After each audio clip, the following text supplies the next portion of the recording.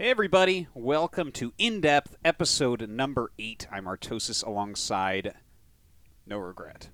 Were you thinking about who it was for a second there? I was like, is this In Control NoRegreT? And I looked at you and I was like, I still don't know. And then I was thinking to myself, how can I figure this out? Oh yes, NoRegreT looks more like a Diglett. Yes, that's exactly how it works, I think. That's the only difference between me and him. Pretty much. You both love StarCraft, both former professional Zerg players. And Was he a Zerg player? I always thought he was a cannon rusher. in StarCraft 2 he was, but in StarCraft 1, Wait, he didn't cannon rush in Brood War? My mind is blown. no. I thought that was a meme. No, that's Tasteless, that can't rush. Oh! Yeah. Did I get my Tasteless and In You Controls got your mixed up? cheesy American StarCraft 1 players mixed up. Oh, my bad. Yeah, no problem, though. No problem. Okay, so WCS Spring just finished. Yes, it did. And obviously, that is very exciting. Serral wins his fifth WCS title in a row, and then that doesn't include World Championship. Well, actually, he lost WCS winner to Rayner, so I don't know if we can say in a row, but he won his fifth offline. It's weird that he WCS didn't win that one, you know? I think it's probably good for the story. Yeah. I mean, I'm glad Rayner's a champion. He's... Yeah. Well, he well deserved. Yeah. I gotta say, the bracket overall, that top 8 was probably the best top 8 bracket that I have ever seen in a WCS event. I don't know if you would agree with that. Here, I'm gonna pop it up for you to look at because I can tell you're struggling here with trying to remember exactly what it looked like. Neeb versus Laser, Special versus Showtime, Serral versus Time, Goblin versus Rayner. Or round of 8s than this. Okay, I'm not talking about stronger round of 8s. For interestingness, yes, for interestingness, for sure. I thought you meant like skill level. It is that too. Okay, we had the new up and comer. It's pretty good. I wouldn't say it was like definitely the best, but yeah, it was definitely the best for interest. There were new people coming up. There was tons of diversity, tons of representation across the board. 2 Terrans, you know, 3 Protosses, 2 Zergs. It was very well balanced. We had Chinese. We had a new player. It was very good for an event. It was. I 100% agree. For interest, it was by far one of the most interesting WCS events I've ever watched. Maybe second to Haas coming second place. That one was amazing. Because that one was amazing. Yeah. That one was amazing. That was a great I love it. I love it. It was great. No, if only we had In-Depth back then, that would have been our favorite episode. Oh, my God, yes. Do you imagine? Whew. Well, I'm sure he'll make a deep run somewhere, and we'll do it. Okay, so about this episode, we are specifically, like, you know, obviously this worked out perfectly. Like, it ended, like, 12 hours ago or something, or even less. And, you know, it was Special versus Serral in the final, so we definitely wanted to go over that. And the fact that it's a 4-0 was pretty surprising, I think. I thought it was pretty surprising, too. Now, I haven't watched the games closely as of yet, but, you know, obviously we don't want to just go over Special's 4-0. Serral also played against Time, the top Chinese Terran player, in the round of 8, which was a really great finish for Time. And Time was able to take a map. Now, people might raise their hands and be like, excuse me, Mr. Artosis, Clem also took a map off Serral. It was we Proxy watched it. 3 barracks, also, and I don't want to go over it. It was Proxy barracks, but it was also the unluckiest thing I've ever seen. Like, the SCV would bounce between, like, unattackable positions. I'm just like, holy shit. Like, the gods did not want him to win that game. No.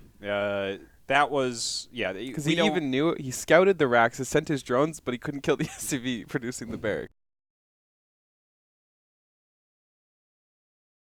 Such is life, I guess. Cheers to Clem for taking that map off of Serral, but we're not going to go over that one. We're going to start with the Time series. We're going to go all the way through all the games. And there's some interesting things in here, right? There's a lot of BC rushes that don't end up working. Is that because it's Serral? Does Serral figure something out? Are the Terran players messing up? We're going to look at those types of things. I've got interesting thoughts on that, too. Yeah. Because watching Serral deal with battlecruisers is very interesting. He deals with them totally differently than a lot of the traditional Zerg players do. Yeah, I'm excited to talk about that. I saw a ton of bile fungal combos. Like, it was really interesting. So let's... Yeah, there's a lot of interesting ones where he, like, jumps them just a little bit and stuff so he can keep attacking. Some of that stuff felt bad to me. Because he has them knurled. He has them knurled, right? So he's using them to attack the other battlecruisers, but then he jumps them, so he's unknurled them. You know what I mean? So it felt really weird sometimes, but yeah, we'll definitely go over that because I think it's not even mapped out yet exactly how to deal with battlecruisers. Not. But there's some other really interesting things. I thought that Game 4 between Time and Serral was magnificent by I'm getting chills thinking I haven't about seen it. again. I'm ready. Oh, I'm excited for you. Okay, I'm really ready. excited for you. It's a really cool game. I didn't get to really look much into Game 1 of Special vs. Serral, but that's like the really long one, so I'm excited to get into that as well. Yeah, let's start it out. Okay, we're gonna go with Serral versus Time to start out. By the way, guys, check out In-Depth's Discord channel. We tweeted out a whole bunch. We're gonna make a bot thing for it, a bot command so you can get into the Discord channel. Also, check out our Patreon. Yes. Donate to us. We appreciate it. It helps us keep running the show. We have all new graphics being made and stuff. We're really excited about the future of it. And we hope you guys enjoy it. We really like to read feedback as well. So if you can join the Discord channel and give us feedback. Yes. I like it. We do. We like it. My favorite is reading the Reddit threads. Oh, the Reddit threads.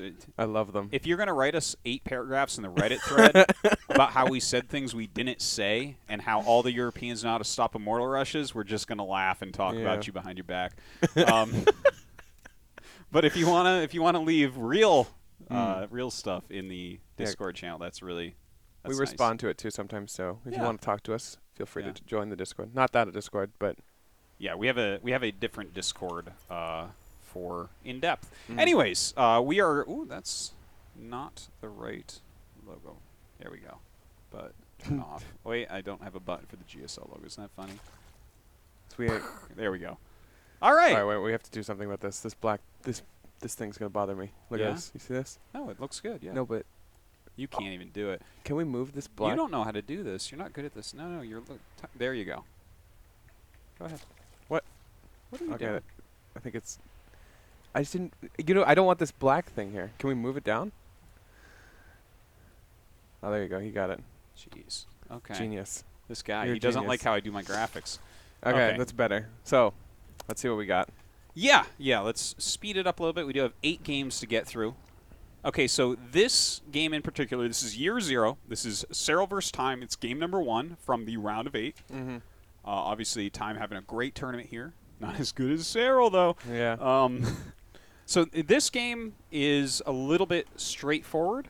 It's a Hellion opening with Liberator, and one thing that's already interesting to note. How do you feel about this Overlord's positioning? So he sends the first Overlord here to look for the proxy axis. The second Overlord is like middle of the map. 0 Overlords on the Terran side of the map whatsoever. This feels a little weird to me. Well, let's see where if he sends them over afterwards. I mean, this can become interesting. Yeah, if he sends it straight across, I guess it doesn't really matter. Yeah. Just going to be there a little bit later. It might be annoying if like, say the Marine was out on the map looking for this Overlord, but Serral's pretty good. Maybe he just doesn't think Time will do that. I wonder. He actually does get a full scout still. Yeah, it seems like he gets to see enough. We need music in here. This is weird. There we go. Yeah, he saw the starport. No tech lab. Probably isn't a Banshee. Should assume that this is probably... Could be a medevac, could be a Viking, something along those lines, but nothing crazy. Yeah, so this game, Serral does end up going Ling Bane into Hydra. One thing that I noticed throughout is he doesn't use too many roaches in this matchup, or at least in this tournament. Right. Which is kind of neat. Does that game sound too loud compared to our voices? I think it might be a little bit. Here, let me fix that up.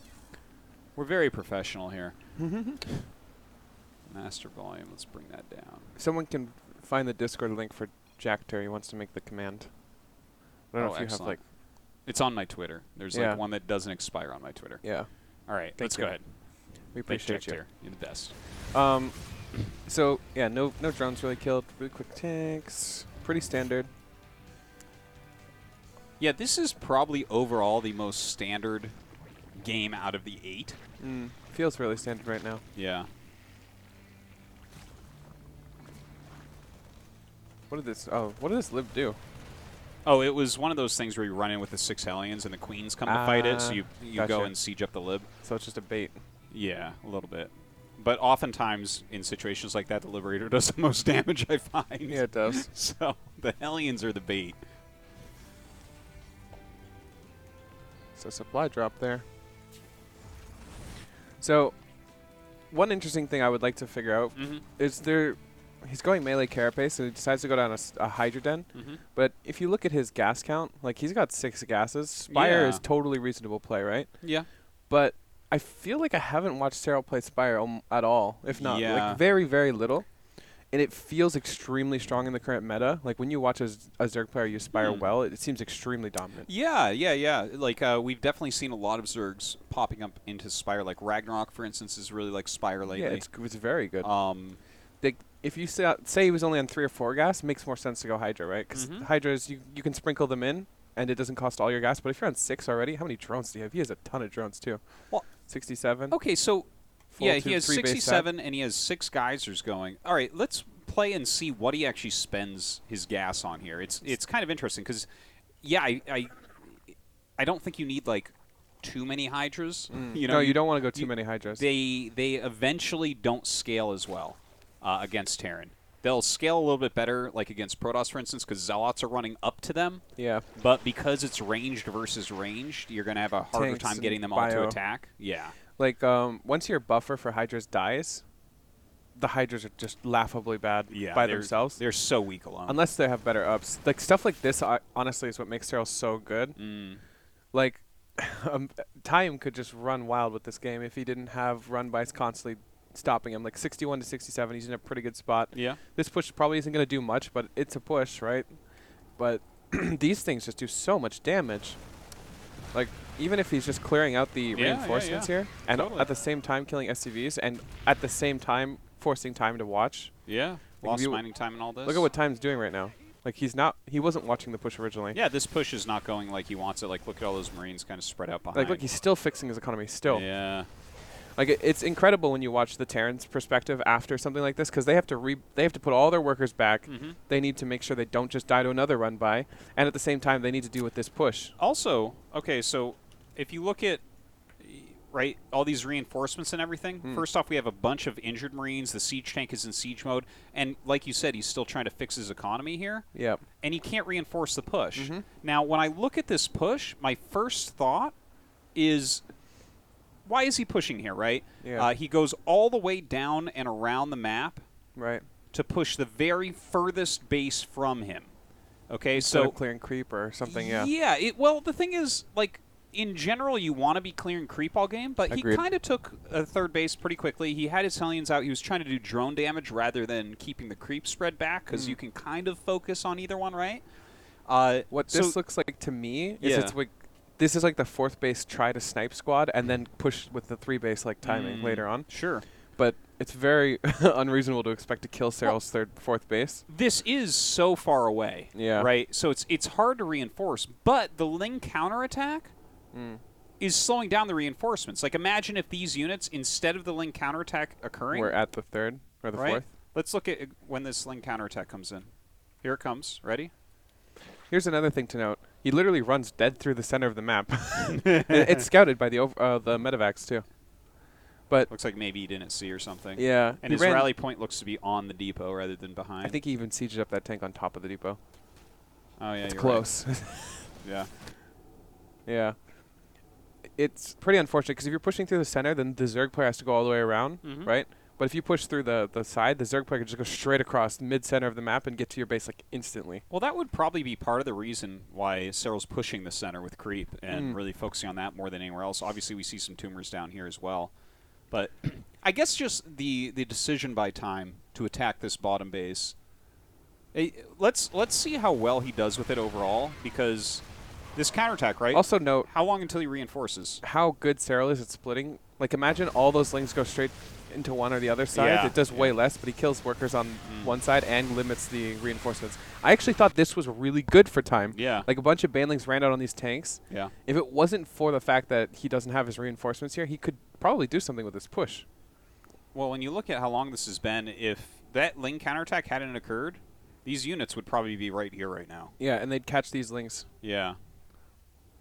Like, these... Yeah, this was really, really good. Look how low this hatchery actually ends up getting as well, right? Yeah. We have 1 transfuse energy. He's ahead in supply right now, too. Yeah. If this 4th dies, if these tanks were even a little bit further forward, this probably be dead. And then this is actually what Time wants. If he kills the 4th, he can push with 3 base, like a 3 base push, and end the game possibly. So these tanks have 15 kills. No, it's pretty crazy, actually. And let's not forget that he didn't even micro his push correctly at the beginning because he was getting hit by the Lings. Exactly. And his setup might not even be exactly what he wants as far as the tanks being in siege. The thing is, when you're doing a push like this and you have to go back to manage harassment, you're gonna siege. Like, you don't leave him unsieged. That's not the move. And look at that, he clears it from here. And I mean, it's a low hatchery. That is, yeah. It's really funny, right? And he did not ever even send more units to reinforce. Yeah. Very interesting to see, like, you know, this one small thing Serral does, reaping huge benefits. Yeah, I mean, basically for the entire rest of the game, the tempo has been shifted. Now, like, this push happening is really good. This could have been the original push, like, you know what I mean, earlier on. But and it would have been the creep would have been even further back. I don't understand. Like, I guess if he's just clearing creep, I'm cool with that. If he does anything more, it doesn't make sense to me. He's mostly trying to clear creep here, by the looks of it. You can tell just by the amount of units he left here, right? Like 2 medevacs, basically enough to pick up all the Marines that he had here. No tanks, no nothing. So clearly just clearing creep with this. 4th base is on the way. I really don't mind Time's position even right now. You know, 68 drones to 77. That's not great. He probably has to play a more passive game than I would like if I'm a Terran player, because Serral's economy is a little bit faster. You know, 70 to 77. Also, Serral's full production on units now. No more drones. Okay, look at his gas bank, because we were talking about this before, where it's 6 geysers. Yeah. This is his first group of hydras he's making right here. This is his first production cycle of those. Now, I think that the reason why we're seeing these hydras made right now is because he had to clear that first push. Exactly. So he wanted to focus on Lings and Banes. So it's exactly the same thing if this was Aspire too. Yeah. Like, you wouldn't want to say this push is coming and then you build 10 mutas. Yeah. You feel really dumb. Yeah. Trust me, you feel really dumb. Like, because you're investing all your gas and minerals into mutas, you basically have no ground army. Like, if you're trading with the Terran player, so you just delay until you have full map control again, which you know Serral does, and then you add on your you know, you get all your upgrades and all that stuff, but you don't add on those gas units until you're, you know, comfortable. But yeah, it seems like those 6 gases he had got, maybe his idea was to go very quickly into Hive with the Hydralisks, because he's doing it now that the pressure is all off of him. Okay, so here is the second push that looks like it's going towards that injured 4th. Gosh, I'm not sure about that one. Yeah. Oops. B and V. We need to remove these hotkeys. V. Sorry. The fact that Serral has full control, like even now, look at these. He set up like all these counterattacks. Yeah. And he just sits here and he just creep spreading, and this is kind of how you should play Zerg, I think. Like, have the counterattacks for when the Terran moves out, punish them for doing that. Totally. And just play your own macro game behind this, and this is basically how Serral plays. Could have had like a supply depot or something up here to see this, because this is a pretty big deal if he comes in and cancels the 4th base. Okay, let's look at that down at the bottom. See what's up. Okay. This is actually a very scary push, by the way. But you know why it's not scary? Because of the creep spread. No. Well, yeah, that too, but mostly this. This is why it's not scary. Like, if this didn't exist, let's say that all these Lings and Banelings were at home, right here, right? Yeah. Does it really change the fight? No. Not really. I guess if you set up a flank, it's going to make it a little bit better. It'll make it better, don't get me wrong. Yeah. But if you... Like, this is the big punch of the army anyways. Yeah, if this just dies, it doesn't really matter if these Lings are in the back. But doing this much damage on the other side is, like, huge. So let's watch Time's camera again, just to watch where he puts his time and invest what he's looking at. So immediately he's already not looking at his army. He's focus firing on Banelings. Yeah. He's losing workers, and now he's pushing forward more. And look at this. He's far on creep right now. Yep. So now he's splitting his army more. And look at, he's still looking back at home. He's killing his own factory. Yeah. 23 SCVs are dead. Yeah. So basically everything went wrong in like 2 seconds. Does get this base by the looks of it. Oh, he doesn't. Serral attacking at the perfect time, really. And look, like I said, it didn't really matter, right, if those Lynx Banes were here, because I think there were too many tanks on the low ground here. But once you clear this many tanks, there's only 1 tank now. It's really not that scary. Yeah. This is look, just... He saves enough lings that he can morph more Banes off creep here. Look at how much damage he did over there. It doesn't even matter if he loses. Look, if you're the Terran player, you see these you see these pings, that's not a good sign, right? No. So he's looking back at home again. God. He's has to look at his economy, and his push is basically just killed because of this. His garb now. He's down to 39 SCVs. He doesn't have his fourth Serral base starts a making. hive and 30 lings. This push is dead, by the way. Yeah. One tank. He knows it's dead. He doesn't even have medevac energy. He knows it's dead. That's why he's not even moving forward. If he thought there was any potential in this push, trust me, he'd be out here somewhere. Yeah. But he knows this push is dead, and look, he knows. Oh God! Such a well played game here by Serral. I mean, the counterattacks are just simply everything. Yeah, they are. Like, there were 2 specific times where Serral was set up into counterattacks. Like, we ended the game with 42 SCVs to 80 drones. Actually, let's see the resources killed. Look at the workers killed. Wow. He killed 45 workers to 1. Yeah, and he opened 6 Hellions and a Liberator. That is incredible. And the thing is, he neglected creep spread management a little bit, Time did, to try to get drones and still didn't really get much. This is incredible. 1 to 45. He killed 45 times more workers. He did. And that includes the early game. You know, like, imagine your first Reaper kills a drone. Like, you've already killed basically as many drones as you've killed the entire game. That's all you get in this game, buddy. Really incredible. He's so good at, like, abusing the Terran player as soon as they move out. Actually, I want to see one thing. I want to see how he decides to move out. Is it when the attack commences? I'm just going to follow his camera real quick.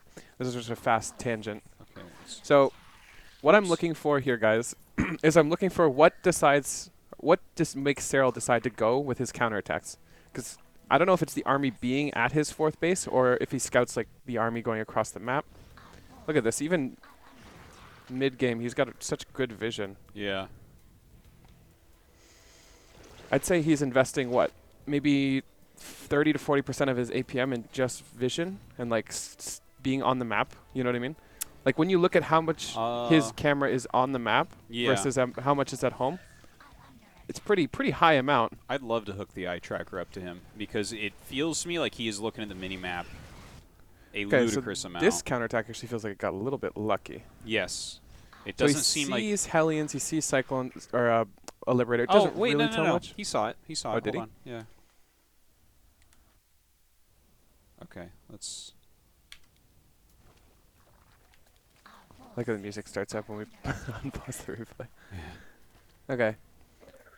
Oh, actually, this is a big deal. Okay, you're right. Yeah. He sees it there. Okay, yeah, he saw... So immediately he sees no army at the middle between the 2 bases, and he sends his first counterattack. He saw everything coming to the south. Oh, this is so good.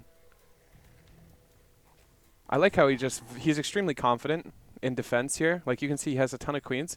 I think the idea is these queens probably buy you enough time for your reinforcements. Let's see his production tab.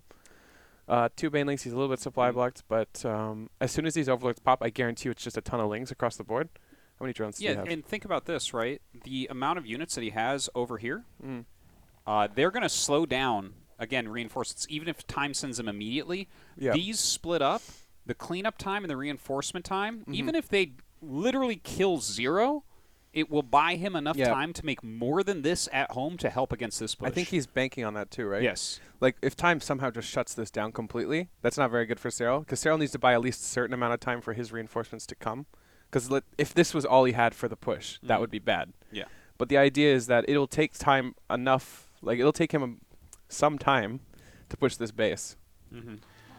So you see him immediately, like, capitalizing on this right away. And you notice another thing. He doesn't necessarily chase the SCVs in and do more damage. Yeah. He's trying to keep these lings alive as long as possible. To kind of tax buying him. time. It's yeah. He buys all this time. He has the queens for some transfusions. He's just... This felt a little bit that part didn't go well at all for him, but... Yeah. And it looks like he actually already had a flank set up, but he didn't hit it. Yeah. He was a little bit off on the That was a little bit time. over-eager. This time, obviously, it's fine. Those lings bought him all this time, and now this is just dealt with. And Serral's got his 4th base finish. His 5th is on the way. And the thing is, the counterattack did more than he even planned for it to do. I'm sure he looked at that and said, wow, that did a lot better than I thought it would, actually. It did. Yeah. Okay, I want to just see the next counterattack, and then we can go into the next game. Because this will set a precedent for the rest of the series. It's just knowing when he decides to counterattack and why. So clearly he sets up these flanks already from the very beginning. Yeah, like this bottom group he set up on the edge of the sensor tower. Actually, can we see what his hockeys are? We got this hockey and this hockey. So it looks like this is probably... So we have another hockey? What about this one? No, it's not on the hockey. Okay, so he just has two groups. This looks like I wish we could check his positional hockeys. Yeah, that would be cool. amazing. This looks like the main focus of the army, like the defense, right? Is that on 1 or 4? It's okay, on it's 1. on 1, yeah. This one looks like it's the main flank, and this one's just a couple lings. I guess it's not hockeyed. Yeah, interesting. And by the way, guys, this does not mean that he necessarily has the hotkeys 1, 3, 4, 5, 6, 9. We don't know where he puts his hotkeys. Likely, because for 9 for sure, nobody uses 9. I don't care who you are. No, what a lot of people do, even like Scarlet and Special, we were going to do hockey stuff, but they actually regroup 9 to Q and make that as a new hockey. I had 9 and 0 on Q and W. Yeah, they do that a lot. And they also do tilde as hockeys too. Yeah. So like you can move all the ones from the right side that are just clearly too far away to the left side of the keyboard. It's almost like you have maybe 2 or 3 extra hotkeys you could probably get. But honestly, if you're using more than 2 army hotkeys in StarCraft 2, you're like a legend. Nobody does that. Even Serral clearly does not. It's shocking that they don't. We'll do a hockey episode sometime because I do like to talk about that. Yeah, but look, he's just kind of doing an attack move as... Okay, so let's watch Time's view again. So he just has to look back at this kind of stuff. Okay, I just want to see, because we weren't paying attention. When did he just go as soon as he saw the army? Yeah, as soon as the army actually engaged him, he just kind of attack moved. Look at this. This is incredible. And at this point, look at he already transfers his drones. He is 100% fine with losing this base. Doesn't matter at all. He's still got 4, and he's denying a 4th from his opponent. It's beautiful. Yeah, so this kind of just allows him to do whatever he wants in the series. We can jump into the next game. You know, I think one other thing I want to mention why he's completely fine losing that base and having the 4th. He's up a base. And you don't see the valuable units of time increasing in number at all. I've called them in the past like long-term units. Like, for instance, siege tanks. The more siege tanks you get, the more powerful they become. Same with medevacs. Every time Time is attacking, he's kind of losing everything. Yep. He's which trading Lingbane Hydra specifically is good against that. Like, no matter, like, for instance, if you see people that stay Lingbane Hydra against Protoss, if they continually are reducing the Immortal count and reducing the High Templar count, those long-term units, they will kill you. And it's the same type of thing here against Terran. So, especially if your economy is being ravaged every time you leave your base. Yeah, no, I mean, well, that's icing on the cake. Even without that, he's in a good spot with this move. I agree. Okay, let's go into game number 2. Yep. You know what's so awesome? So I'm curious. Sure, what? That these replays are so new that I don't have to sign in every time. Oh, I didn't even notice. We're just like into game number 2. That's great. But go ahead. What were you saying? I'm curious how the scouting changes per map, because I think Year 0 specifically is a little bit easier to scout attack pass. Yes. Because it's like 2. I would agree with that. Basically. Well, and Kairos there's has a decent amount of pass. Well, there's like watchtowers too on Year 0. Like imagine a watchtower on one of the attack pass and then another attack pass. It's basically the most simple thing you can do to scout on Year 0. I think Year 0 is probably one of the best Zerg maps by far. The question of the amount of bases is probably something, but the amount of like just I'm trying to make words happen here, guys. I'm trying to think.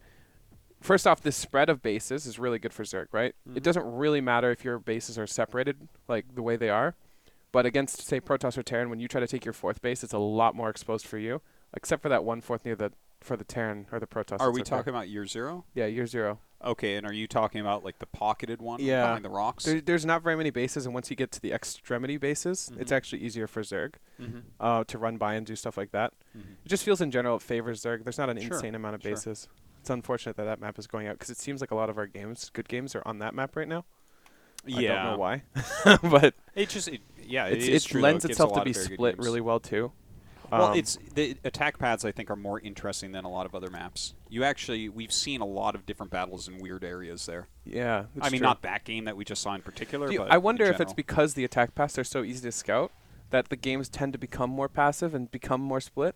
You know what I mean? Like, for example, if you remember, we did a Neeb versus Maru series. Yeah.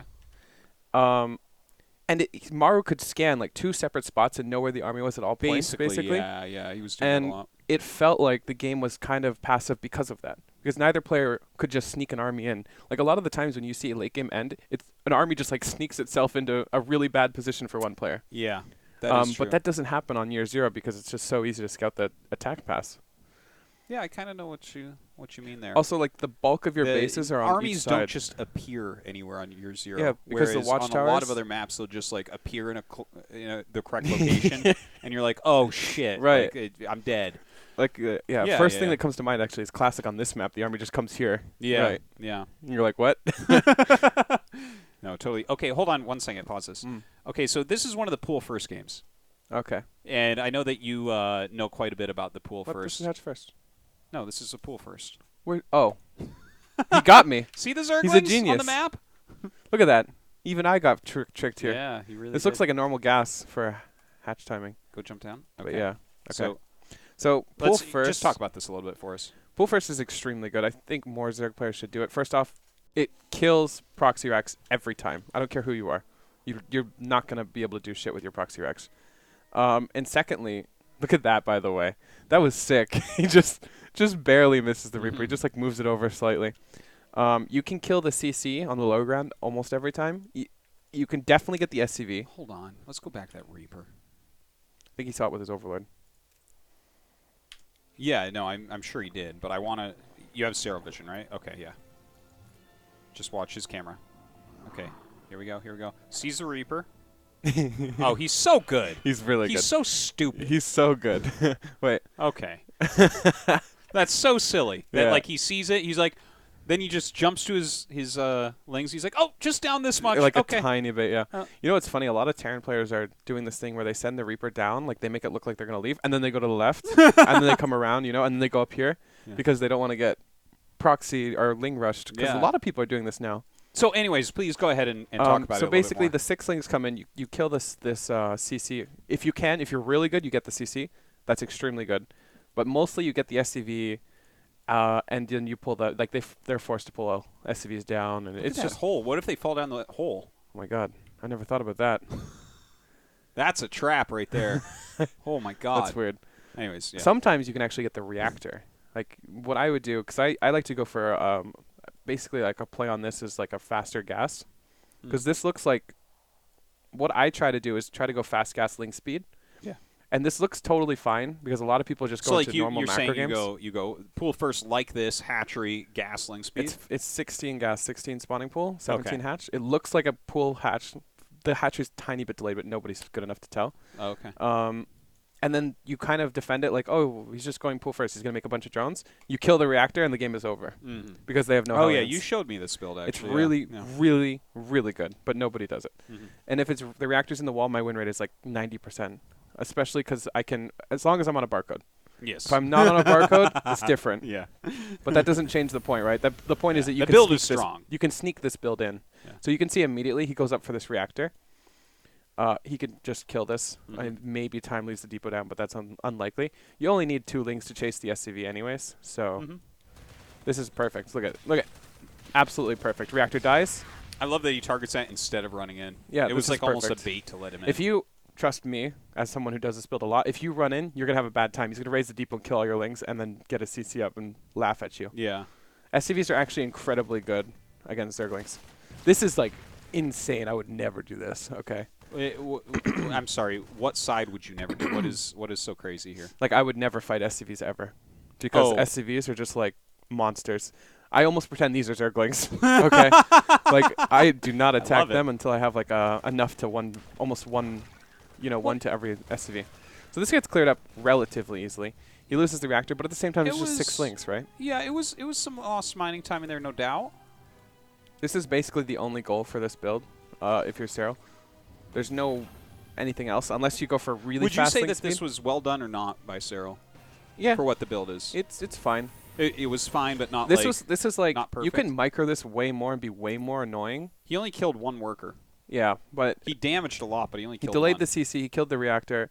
He pulled workers down. Well, he forced a cancel on the reactor. Basically, there's 2 ways of doing this. There's spend all of your time and energy doing this and not macroing or whatever. And then there's the lazy, like, I'm going to make it worth, but I'm not going to be really far ahead with it. Okay. I'm going to just play my game. And this is probably what Serral's doing. Like, you look back, he's not missing injects. He's got his creep tumor. He's got his queens.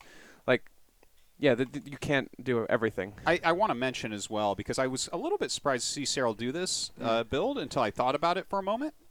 Where on year 0, you pointed out the Overlord scout patterns.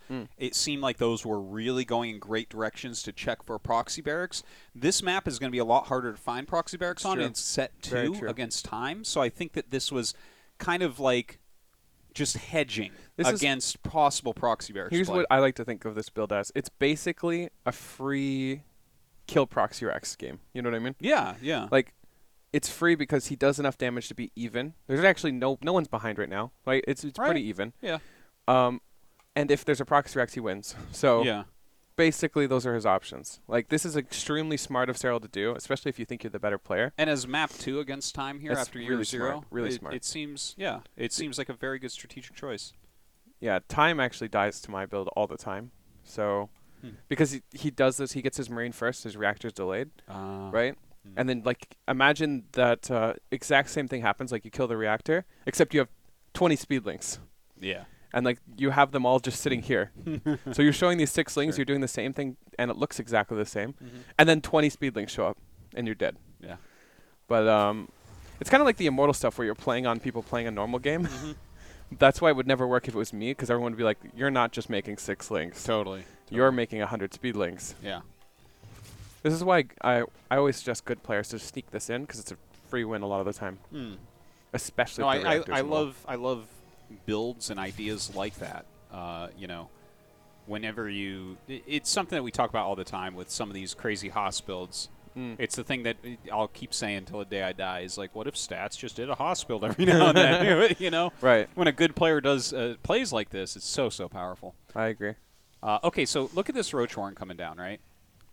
It seems like this was the plan from the beginning, right? Because I don't feel like he's scouted anything that says the only thing is I feel like the ling speed is quite fast for it to be like the plan from the beginning. He's going all in, though. Yeah. I don't know if it's something he scouted, though. Like, so far, everything looks totally normal. Yeah, it feels like he just kind of... It could be the map. But, I mean, the only thing that makes sense is that this is just premeditated, right? Yeah. Because it's not like you scout, oh, look, he's got a factory and a starport. I'm going all in. If anything, this actually looks really good for time. 2 tech labs? Yeah. 2 tech labs usually means there's going to be a tech lab on the factory. Could be a tech lab on the starport. It has to be one of them. So, either way, that's really bad. A Banshee or a tank.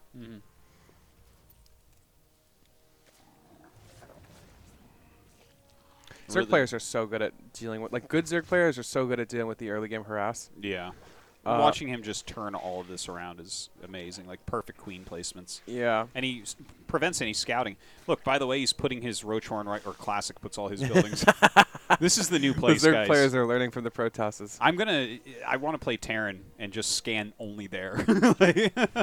Imagine you're prepping ZVT. I don't even like, scan where do there. I build drop my a buildings? mule there. Okay, that's the best way to scout that shit. Yeah, like, you gotta walk it around. Yeah. Does this actually just show up for time?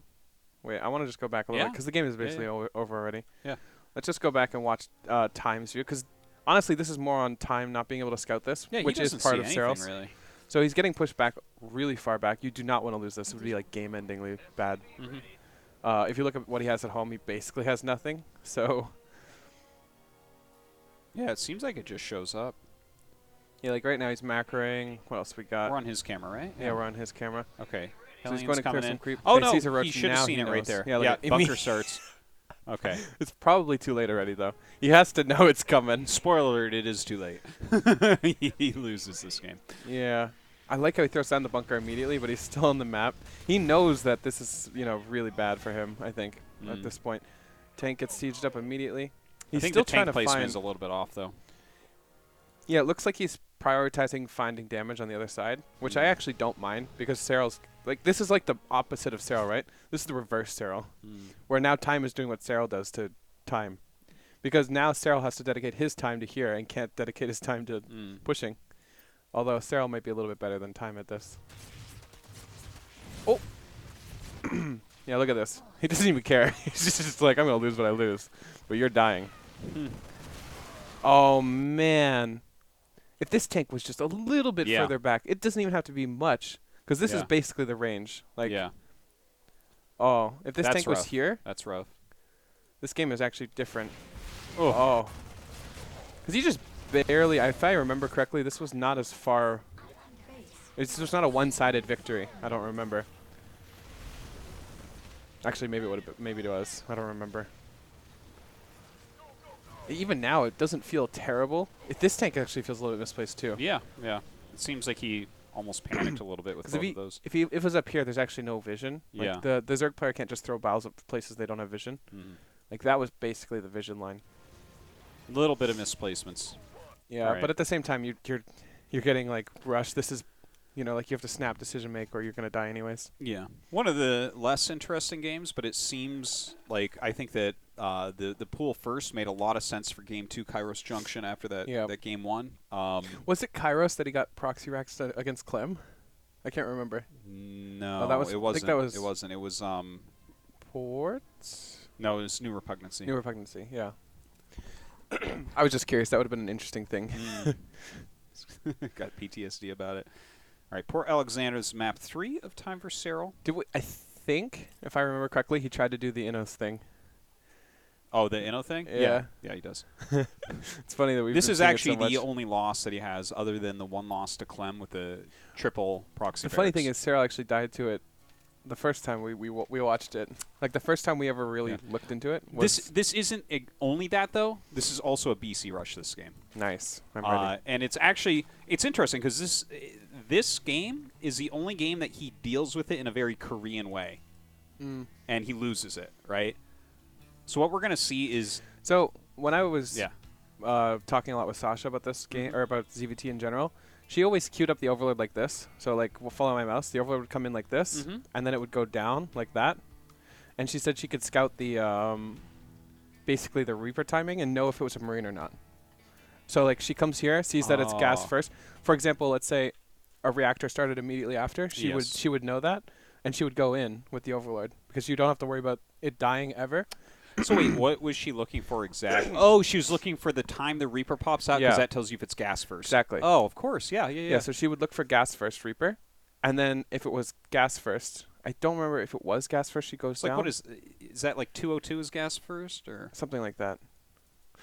I was kind of listening, kind of not, but at the same time, it makes a lot of sense, right? Yeah, so she comes in, she goes down if it's a Marine after the Reaper. If it's not, she goes in.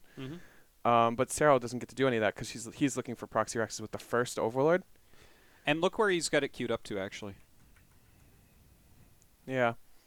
I mean, I don't mind it. No, I think it's kind of This is like one of the ones you sneak in later. Like, Time sends his Viking around. He's like, where is this thing? And then you sneak it in. Interesting, though, that Serral feels like he's scouting a different way than a lot of Zerg players do. Because a lot of Zerg players send the first overload straight across. You move over this way a little bit more. You're like bending I've got long arms. That's true. Surprising. Time has balls of titanium. Okay, imagine getting like 6 lings in your base like the game before, and you just send your Reaper straight across the map again. Like this does not happen very often. Like a lot of Terrans just have PTSD and they just sit their Reaper here. You know what the funniest thing ever is as a Zerg player that does this stuff?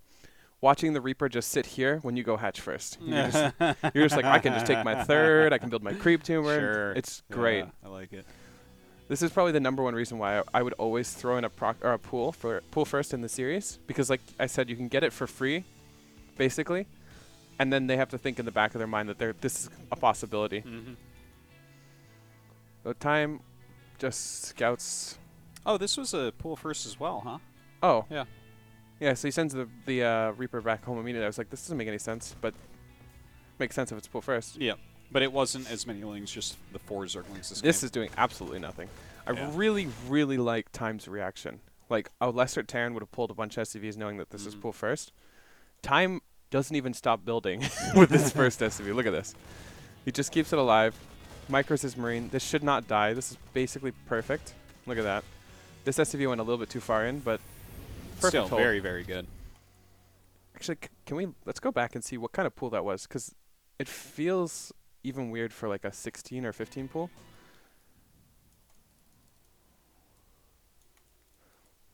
Like you remember the first game? The Lings were like passing the Reaper somewhere in the middle, like around here. Yeah. This pool has to be way later, like 17 or 18 even. Okay, let's just see what he gets it. Because the other pool was way faster. I don't know if that was a 14 pool, 17, 16. 17, 16. Yeah. Okay. This is kind of what I do. Remember when I was talking about gas pool?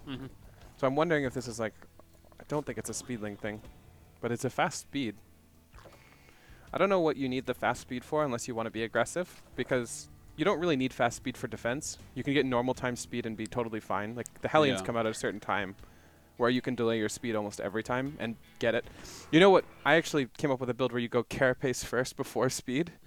Like Scarlet beat innovation with it. The idea with the build, this was just an innovation killing build. I'll go over it with you guys. He always suicided the Hellions back then. And the speed would finish 2 seconds before the Hellions would come in. And you'd have carapace. You'd kill all the Hellions. And you'd counterattack with Wing Bane, and they'd have nothing at home. And it was like the sickest build ever. She completely dominated innovation with it. It was the greatest thing ever. Yeah, that was sick. I do remember that now. That was the anti-Hellion run-by build, but we haven't seen it since then because no one really does that anymore. Yeah. Haven't seen someone suicide that in a while. So, okay, so watch this. Watch this. Watch the Overlord. Hold on, we're not quite there. When the starport finishes, because this is actually a BC rush. And Serral is going to get very aggressive against it. You know how annoying that shit is, by the way? Oh! Oh, I thought he killed it. That would have been insane. They're both so good.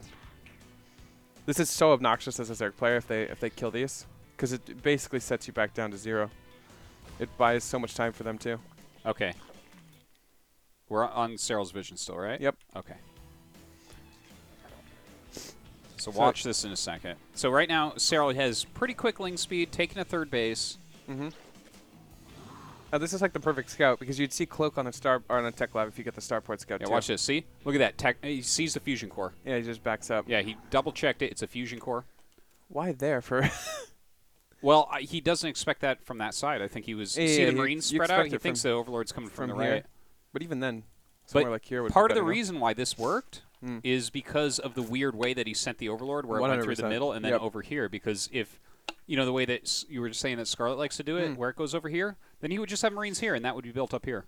Yeah, that's true. And so it wouldn't get scouted. But Serral sees the fusion core, and this is actually the only game he loses. This is only Serral loss that we're looking at today. I feel like not very many Zerg players... you can tell what is it like when you think about things that you don't normally think about? Like, he's thought about certain things in certain maps that other people don't even think about. Like, imagine finding this one map where you can sneak your Overlord around here, and you're like a world champion, by the way. Sit it here, come in and scout a fusion core and go back in. Time probably doesn't even know that it got scouted. He probably doesn't. It's just really, really sick that he just thinks about certain things like this. I don't see very many Zerg players doing this, so at least it's not something noteworthy for me. Let's watch Serral's video. So he knows it's BCs already. Yeah. So he starts his layer up. This is really interesting because he's going to go Nidus, and I want to look at the timing of this Nidus exactly. I mean, you might as well. Your Overlord's not getting scouted. You can just leave that Overlord there all game, basically. So I actually absolutely hate Nidus responses to Broodlords or Battlecruisers. They're terrible, I think. Well, we saw them lose so much. And like Ragnarok was using them a bunch, and he ended up winning against Special one time, but probably should not have. Yeah. Like, in general, this should not work. The problem with the Battlecruisers, it's so sick defensively. Like, you can heal it forever. You need a ton of queens to actually take it out. Yeah. While all that's true, I wonder if the reason why he's going Nidus here is the speed of the scout. Because he saw the fusion core when it was not even halfway done. Let's just check if he immediately throws a lair down. It was very close. It was very close. We can boost back. Don't worry about it, guys. Okay, so he doesn't have a lair yet. He's scouting it right there. There it is. Okay. He has the money. On it. He has the money. Right here's the lair, right? Nope. Another queen. He's going to start it, though, in a second. Yeah. It's basically immediate. There it is. So, in response to Battlecruiser, his decision was to go Nidus. Yeah. It seems like that's really clear. The thing is, he had already invested in speed, right? I think he scouts it a little late, though. Like, the Battlecruiser is finishing now, right? Like, we don't know that, or he doesn't know that. Instant blink, he knows exactly. He knows exactly when it's coming in.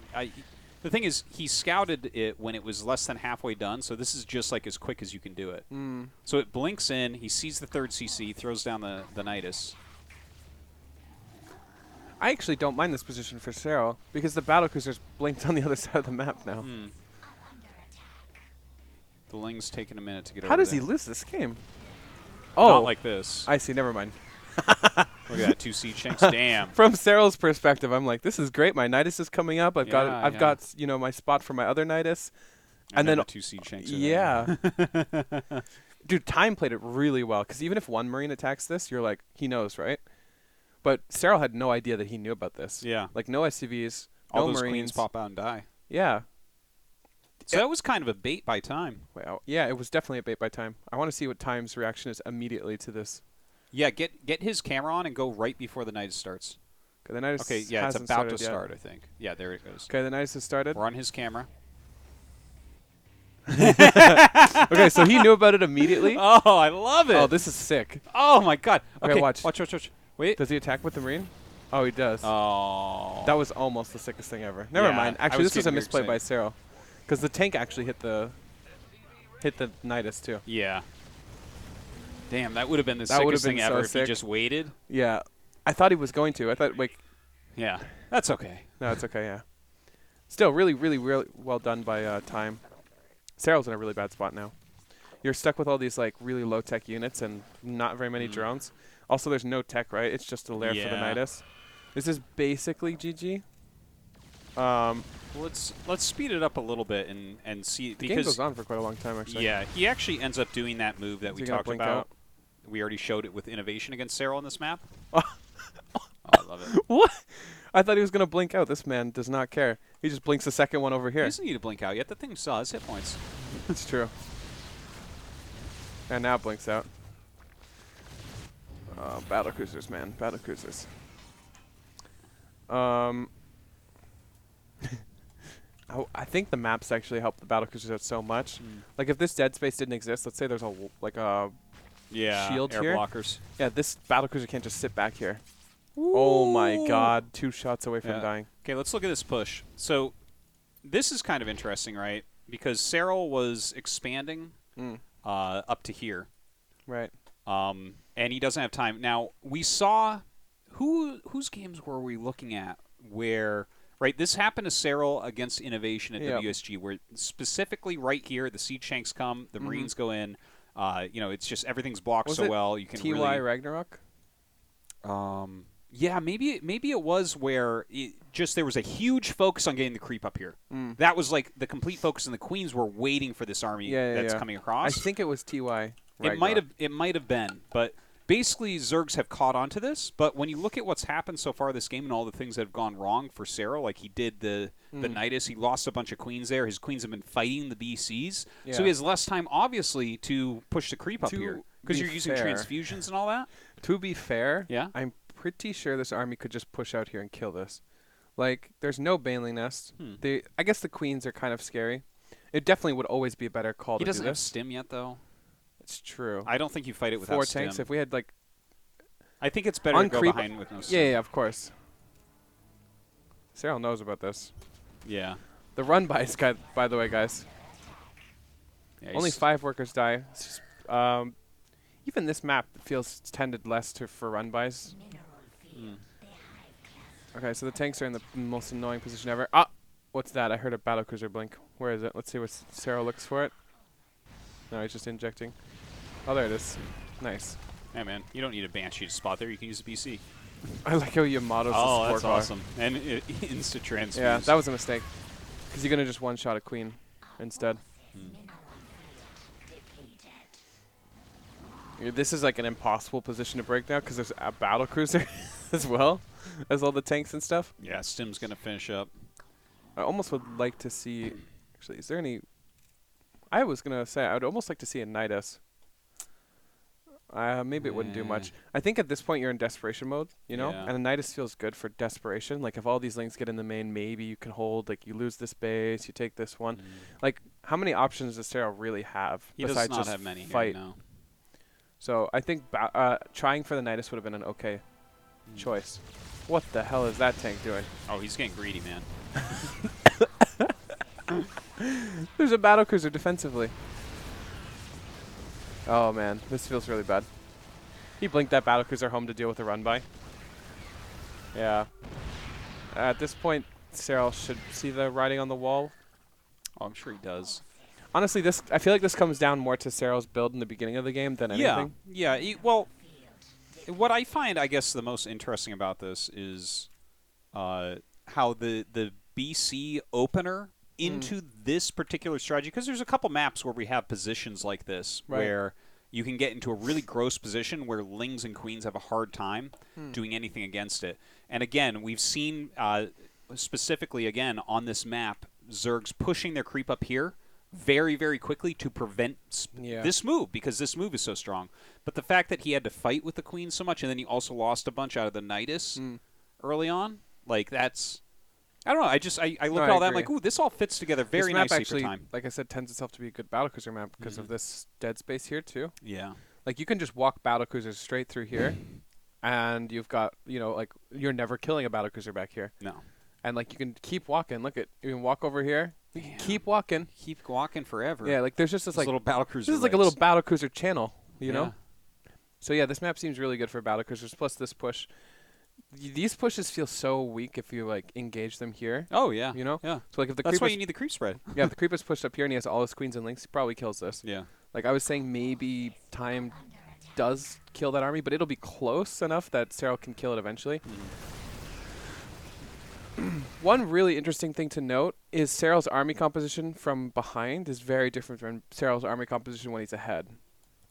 Like, he's staying on pretty low-tech units because he can't really tech up because he'll die, but he's also getting just, like, ling ups, and he's staying really heavy ling. If you look at how many gases he has compared to the other games, it's 3 gas only, right? Okay. Because you don't have very many drones, but you want full saturation on minerals, right?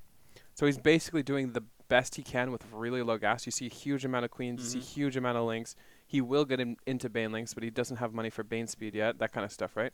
Or he does, but, he should be getting it, but he's not. That's fine. He's getting 2-2. Like, this army composition is really good on low drone count, which is what he was. Well, I definitely appreciate the fact that when Serral is having to fight over expansions, he's not teching at that moment, right? He's like, we saw that in the Year Zero game as well. Oh, look at this. Like, pretty good trades, honestly. Yeah, for just Lings, absolutely. This game was actually pretty close, considering all things considered. I think if you play a game like this from time, and this game is this close, you're like, man, I'm really in trouble. Like, because he was really far ahead. Serral's just playing such a good game. I'd actually like to see more army compositions like this when you do builds like these, because it's basically the best thing you can afford off of low drone count. Because if you take all those gases and you saturate them, you don't have enough minerals to even build more drones to get up. You know what I mean? Yeah. It's kind of like investing away from your economy. But this is a way you invest in economy and army at the same time, while also being safe. Yeah. I mean, I like those aspects of it. Obviously, the Nidus was a bit of a failure. Oh, it was a total failure. He didn't do the move that blocks this move, but he was fighting against BC, so I kind of get it. But I like the idea of BC into a move like this on maps that have these locations. Because you keep the queens super busy with that build, at least. Also, you force them to make a ton of queens, which are completely useless in this position. They don't, like, they're useful beforehand. They're useful here. Yeah, they're useful here. They're useful there. But even if you think that this is going to happen, you can just come up here. And they're still kind of useless, because they can't run up all the way over here. Yeah, you have to get the spread all the way. All the way up here, yeah. And that's where he wanted his fourth and everything. It's just he wasn't quick enough on top of it. But it seems I could see that being, it's something that I haven't really thought about until really kind of watching this. But the fact that the BCs do make those queens busy can lend itself to setting up a push like that. One more thing. I just want to see how many drones were killed this game. Yeah. More than one. A lot more than one. Okay, go ahead. All right. All right, so that was Game 3. That is the only loss that Serral has against Terran from the playoffs forward. King's Cove going to be the 4th map. Okay, this map is cool. This is a very cool game. We're going to have another Battlecruiser rush. It's going to be into bio play. But the way that Serral plays the late game is music to my eyes. I think that's the saying. It is for this one. He does some beautiful moves. I love the way that he techs. It just okay. So time has been pool firsted twice now. Yeah. 2 separate pool firsts. I'm wondering if he adapts this play. Because he dealt with the second one very well. And the first one he dealt with okay. He did. He wasn't behind. Well, the first one was more committed. I'm just curious if he adapts in any way. Yeah. It looks like he already does because he's SCV scouting. I like it. That's a pretty big adaptation already. Unless you just plan to SCV scout every time on King's Cove, but it doesn't make much sense. So no. I think this is a pool first scout. I believe you're right. It's actually so much nicer to just be able to scout. If he, he's going to block the third. Okay, well this is the way you get your money back if you do SCV scout, because this is really annoying for Zerg players. Yeah. Normally what you do if you're going battle cruisers, I've talked about this before, is let's say on a map where you can take this third more reasonably, King's Cove is not one of these maps, you block this one and force them to take this third so that you can bounce your battle cruisers back and forth. And Scarlet complains about this a lot. Yeah. Because you basically will block an expansion forever, especially if you want to. Like, you could build it engineering, but you can be crazy if you want to. That's what TY did. I think it was on New Repugnancy, one of those maps. He blocked this one, and then the battle cruiser just bounced back and forth and killed her. All right, let's see Serral's scouting pattern again, because this is one thing that makes all good Zergs good. I see where he puts his first overlord. Look at this drone. Drone's being awfully careful. Yeah, this is extremely annoying, but he does get it. So, man, Serral has really thought about all the overlord scouting paths. Yeah. Like, even this scouting path was totally different than the other one, where he goes straight into this little spot here. Like, it's basically perfect. Now, let's see when he scouts the BC, because BC Rush is coming. He does this scout again, by the way. If you look at the timing of the Fusion Core this game versus his last game, looks like he sends his scout at the exact same time. I just want to see what time that is. Yeah, you might be right about that. So, looks like he sends it around 3:30 or 3:40. Yeah, let's see exactly. Okay. So 3:45 he sent it in about. Yeah, that sounds about right. I think you can send a little bit earlier, but this is fine. Couple Marines. Let's see if he sees it. Sees Cloak. He is building extra overlord too. So he's like, look at, he just lost his overlord, but he's not supply blocked. So he basically was planning to lose that overlord. Yeah, it doesn't end up seeing the Fusion Core though. It's a little bit interesting, right? That's the only overlord he had on that side of the map, and you certainly can't be sure that this is BC. No. There's I think a Banshee would be coming pretty quickly. So yeah, but you can fake with that anyways. It's possible that if you don't see a Banshee too, you assume it's BC. But also one thing that's sus, if I'm Serral right now, is the fact that there's no Hellions at all on the map. Yeah, that is a good point actually, because he saw some Hellions. Yeah, not them being. Why aren't they on the map? Well, I mean, actually, to be fair, on King's Cove, you can't really do much because they just sit on top of their ramps. Yeah, but you can still delay this. Like you can. Presence on the map is nice. Like, yeah, no, if you have presence on the map, you can see ling run bys and stuff. If a Terran player sits back like this, you can never be sure if there's not, like, I don't know, 20 lings here, 20 lings here, wherever. And then I like to do this, is when they leave with their Hellions, you just kill the third. Like, I'll leave, like, say 20 lings here, or somewhere where a Banshee won't just fly out and scout them. As soon as I see the Hellions in the middle of the map, I'll just kill their third base. Oh, that's amazing. It's just a great thing to do because there's so much surface area here. Yeah. So, yeah, you're a little bit curious already if you're Serral because no Hellions for such a long period of time. Okay, well, there they are. How many queens do we have? There's 6 queens. This is about a catch-all amount of queens. Like, if it's Hellbats, if it's Banshee, if it's whatever. Okay, you hear the blink, so he already knows. This is by far the most annoying thing about a Banshee or a battlecruiser, is the fact that it can blink at any of these bases, and there's no vision of them. So if you blink here, then the queens have to travel all the way back. If your queens are in the main, they can blink over here, and then your queens have to do the same thing. One of the first creep tumors, I bet, is the one that connects these 2 bases, because battlecruisers are really annoying. This is actually pretty good defense so far from Serral. Yeah, it seems it. 0 workers killed, 1 worker killed already. It was interesting the direction in which he flew the BC, how it wasn't directly to the mineral line. This is also really, really good from time Like, now there's no Banelink, so he can kill these links. Look where all the queens are. Like, these 3 queens on the low ground are so big, by the way. If these were up here, Battlecruiser comes in over here. Now you got to walk all your queens all the way around. This is actually really, really well played by Serral. This is basically the minimum amount of queens I think you can have to deal with a BC, is 3. If it doesn't have Yamato, because if it has Yamato, you only have 2. And this also helps him defend the Hellion run by. So, like, if these 3 are up here, game is over, basically. Because these lings die, and then all these drones are dead. Yeah. It's a lot of drones over there right now. Look at this. This is perfect. I cannot get over. Oh, that was a bit of a mistake. Oops. He attacked his own. Serral makes mistakes, guys. It's incredible. Turns out. Look at that. Even transfuses the Overlord. Is he going to get it again? No. Oh. Time. Time makes mistakes, too. Everybody makes some mistakes. This has so far been a really, really good defense of a battlecruiser. I can almost critique nothing here.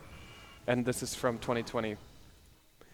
Like I said, even a couple more queens in the main, the game is over. So he played a really good game so far. Well, I want what I get interested in is the later game. So I guess we'll just speed it up a little bit towards interesting thing, too, is he's not doing the Terran thing to just build one battlecruiser constantly throughout the whole game. He's doing something totally different. Yeah, just going into some kind of macro play. I think this is the worst utilization of a battlecruiser you can do. Because it leaves you weak in the beginning, potentially. You know, because you're taking up to battlecruisers, and a lot of people say the weakness of a battlecruiser is like the early game defense. So you're doing that, but you also don't really get much value because you're only building 1. You're not going to get Yamato for 1 either. Yeah. This was pretty good. This looked like it was a bait battlecruiser, and then he sniped this base. There is a counterattack, of course, going on, though. Of course. Because it's Serral, so. Ooh. I think at this point, you know, Time needs to just leave stuff at home. Yeah. But he did kill the fourth base, so that's really nice. But Serral killed your 3rd base. Yeah, no, that's a lot. I think if this didn't happen, game could be really, really bad for Serral. Like, you look back at Serral's base. 1-1, almost done. He lost his 4th. His creep spread is basically pushed back. He's traded out. He doesn't have much at home in ways of tech. He's no Hydroden, no Spire, right? It doesn't look good. But then you look over here and you're like, man, is Serral ever far ahead? You know? Yeah. There's like, you flipped a switch and the game is just basically over. Well, it seems like such a normal part of his play. Like, he's just doing this every single game, where if you're sending enough out to damage him, he's going to damage you with a link counterattack. It's true. It's really interesting to see, like, his thought process behind the Ling run bys. Because I think if all Zerg players did this stuff, Terrans would never win. So, well, we got right now Serral and Rain are doing it every game. Terran players are just so reliant on their pushes and their like counterattacks and their you know, harass and stuff. If they can't do any of that, then it feels like a totally different Terran. You can still keep pressure on and keep units at home. That's certainly a possibility, but maybe Time is trying to play a little bit more greedily, which you can't really blame him for because Serral is so good. This is why I would love to see someone like Maru play against Serral in like a long set. We're never going to see it. I know we're never going to see it. StarCraft 2 is going to be around another 10 years. We're never going to see it. Maru's going to go to the military. That's going to be it. Because I think Maru is very, very good at finding the balance between being aggressive with a big army and not just dying to counters. Like, he leaves large portions of his army at home constantly. He has these walls up before anybody else does. Like, if you watch him play even PvT, he'll just sit there. Yeah. And you'll be like, Maru, do you want to move out? And he's just like, no. Yeah. And he wants to get damage. He's kind of like a cat waiting for like a bird to land on a branch, and he just sits there constantly just staring at a branch, and you're like, why are you doing that? And then the bird lands there and he just pounces on it, and you're like, how did you know? Right? Like, if I'm a Terran player, I feel like I have to do stuff, and Maru just does not care. Well, he knows how to play that supreme late game better than anyone. The thing is, the way that Serral plays this, I'm in love with what I'm seeing. You know, obviously he defended the BCs very well. He lost his 4th base, but did the counterattack. And if you look, there's like this overwhelming pattern in these games, not only of the counterattacks, but during these early, more aggressive phases, he'll stay on the Zerglings. He'll really utilize those. He'll nail his injects. He'll have a good queen count, a good drone count, as good as he can have, right? and then he goes into the Hydras. Yep. And then, because the game always slows down at that point. And then when the next thing comes, it's like, well, now I have good creep spread, and I have Hydras. And he's going up to Hive here, and I just... Yeah, this is like the bare minimum you need to... Oh. Hey, thanks for the bits. Thanks for the bits. Jake is just a Baneling-only Serral. That's funny. Except I don't creep spread, I don't use hotkeys, I don't tech, and I'm terrible. But I agree with you. You're great. Sorry, I had a thought, but it's gone now. Well, I was... So basically... Yeah. Yeah, he has the bare minimum amount of units to not die immediately, and then the idea is, look, if you look at his supply, he's 160 out of 184. He'll probably go up to 200 soon. You basically have the bare minimum to not die to something, and then you go straight into Hive. Whether that be for, I guess it's for Ultras, because there's no Spire. Yeah. Also, he's getting mass upgrades for Ultras. And it is Ultras, which I truly love. Like, I love builds where you go Ultras first in... oftentimes a defensive manner, and if you look at his vision right now, look at Serral's vision, right? Yeah, he's scouting for like a new base to come, but look at the Overlords ringing the map. You cannot get in. You cannot get in with anything, and he's got his creep spread so beautifully. And in a situation like this, where you have full vision, so you can't be dropped, and then you also have creep spread that looks like that with this type of melee upgrades. Yeah, this is insane. Look at even they back can't here. hurt you. What? They can't hurt you. What is the point of these ones? You know, you can't even jump BCs over here. There's nothing to be done. Like it's a great spread. There's no reason to have those Overlords just sitting in your main. I want to do one thing. I want to see, because there's two ways of doing this. There's like, oh, I've got a pile of Overlords. Let me just split them up. I wonder if he sends these out periodically in an order. Let's check that. Because that would be interesting. I love where your brain's at, because that would be really cool if he's exactly. like, oh, I do. Then this one, and then that one, yeah, so on and so forth. That would be extremely interesting to me, because I think a lot of Zerg players do this stuff, but it's always at a point where, like, what else do I have to do? I'm creep spreading, I'll move my Overlords, whatever. But Serral would be the kind of guy who's like, my 5th Overlord goes here, my 6th Overlord goes there, you know? Well, this is the beauty of StarCraft. Yeah, you can get as good as you want. You gotta figure it out. Remember we were talking about his vision. I wonder how long his vision stays pretty poor, because I feel like this is something Serral immediately is just like, I need vision, you know what I mean? Like something that screams in the back of a lot of good Zerg players' mind is like, again, where's his army and how many bases is he on? So like you kind of need to have lings like this one. Yeah, and this one. He's had pretty good scouting with those lings, I would say. Just almost kind of opening up some paths. Ooh. I'm amazed that he didn't just pick up there. Yeah. Okay, so we got a Draenal and 2/2. So this feels really good, because he's going to get 3/3 on time with his Hive. He already has Vipers, so you can't attack into him anymore. It's basically impossible. His creep spread still looks just awesome. Look at his pile of queens. He's been able to utilize the anti-battlecruiser queens the entire game. Should start that cavern pretty soon. You know what's interesting too is he can use these queens for... There's just synergy throughout the entire game, right? Because he can use these for the Ultras too. Yeah. So it's just like...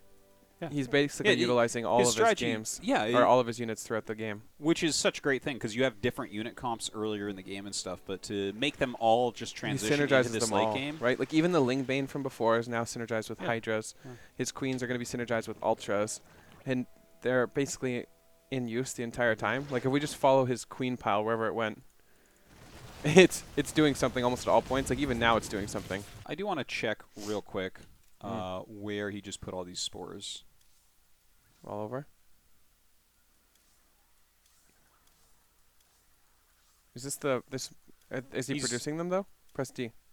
No, he just finished them. Okay, well that's where they are. They're just everywhere. Yeah, no. Well, it seems like he's actually got, like, you can't really do anything even with Cloak. Like, I mean, it's just it's good, solid overall. 126 creep tumors. Damn. I wonder if he just like sits, because a lot of the times when I feel like, I ask myself sometimes, what can I die to? And the answer could be like, I don't know, maybe 12 Cloak Banshees fly in with rudders and just kill your stuff. Totally. If you do that, like this is totally fine. You're not going to lose to Banshees. Because a lot of Terran players do this weird shit where they're just like, I've got 3 starports and Banshee rotors. Yeah. And you're like, why? Like, I've got Hydras. Why would you do that? Yeah. Or the worst, I've played against with Mutas, and they go Banshee rotors. I'm like, that's a good counter. Are you doing like 1 + 1 = 2 here? Like, what's going on? Right? And the funny thing is sometimes it works, because you're like, there's no way someone would be that dumb. And you don't build supports. This is something that like myself and Idra have talked about for so many years. You only win because you're bad. Yeah, that is definitely a thing. People make fun of me when I say it, but it's actually real. Even Serral is not going to die to something that is really bad. I can't imagine it being for almost anything else, right? Like, it's not like you're going to fly a bunch of medevacs in. Could be for libs later on, because a lot of good Terrans will siege libs periodically. Yeah. As the game goes on. I do want to pause just for 1 second to talk about this Nidus, because this is something that we talked about, I believe, when we went over Maru vs. Scarlet, and it was on this map, about how something like this in the late game, you got to be careful, because I remember back in the day, everyone would just be like, oh, you need to go Nidus in this situation, and it was like this real big joke. But the thing is, when it gets to be like supreme late game in ZVT, Terran has to bring a lot of units to the forefront. Yeah. A lot of Liberators set up, a lot of Ghosts here, a group of Bio, Actually, right? to speak on that, yeah, this game looks a lot like Scarlet versus Maru. Yes. Right now. That's why I was so interested in this one. Yeah, this is very interesting, because this is basically Maru's position against Scarlet originally, and then Scarlet attacks into him.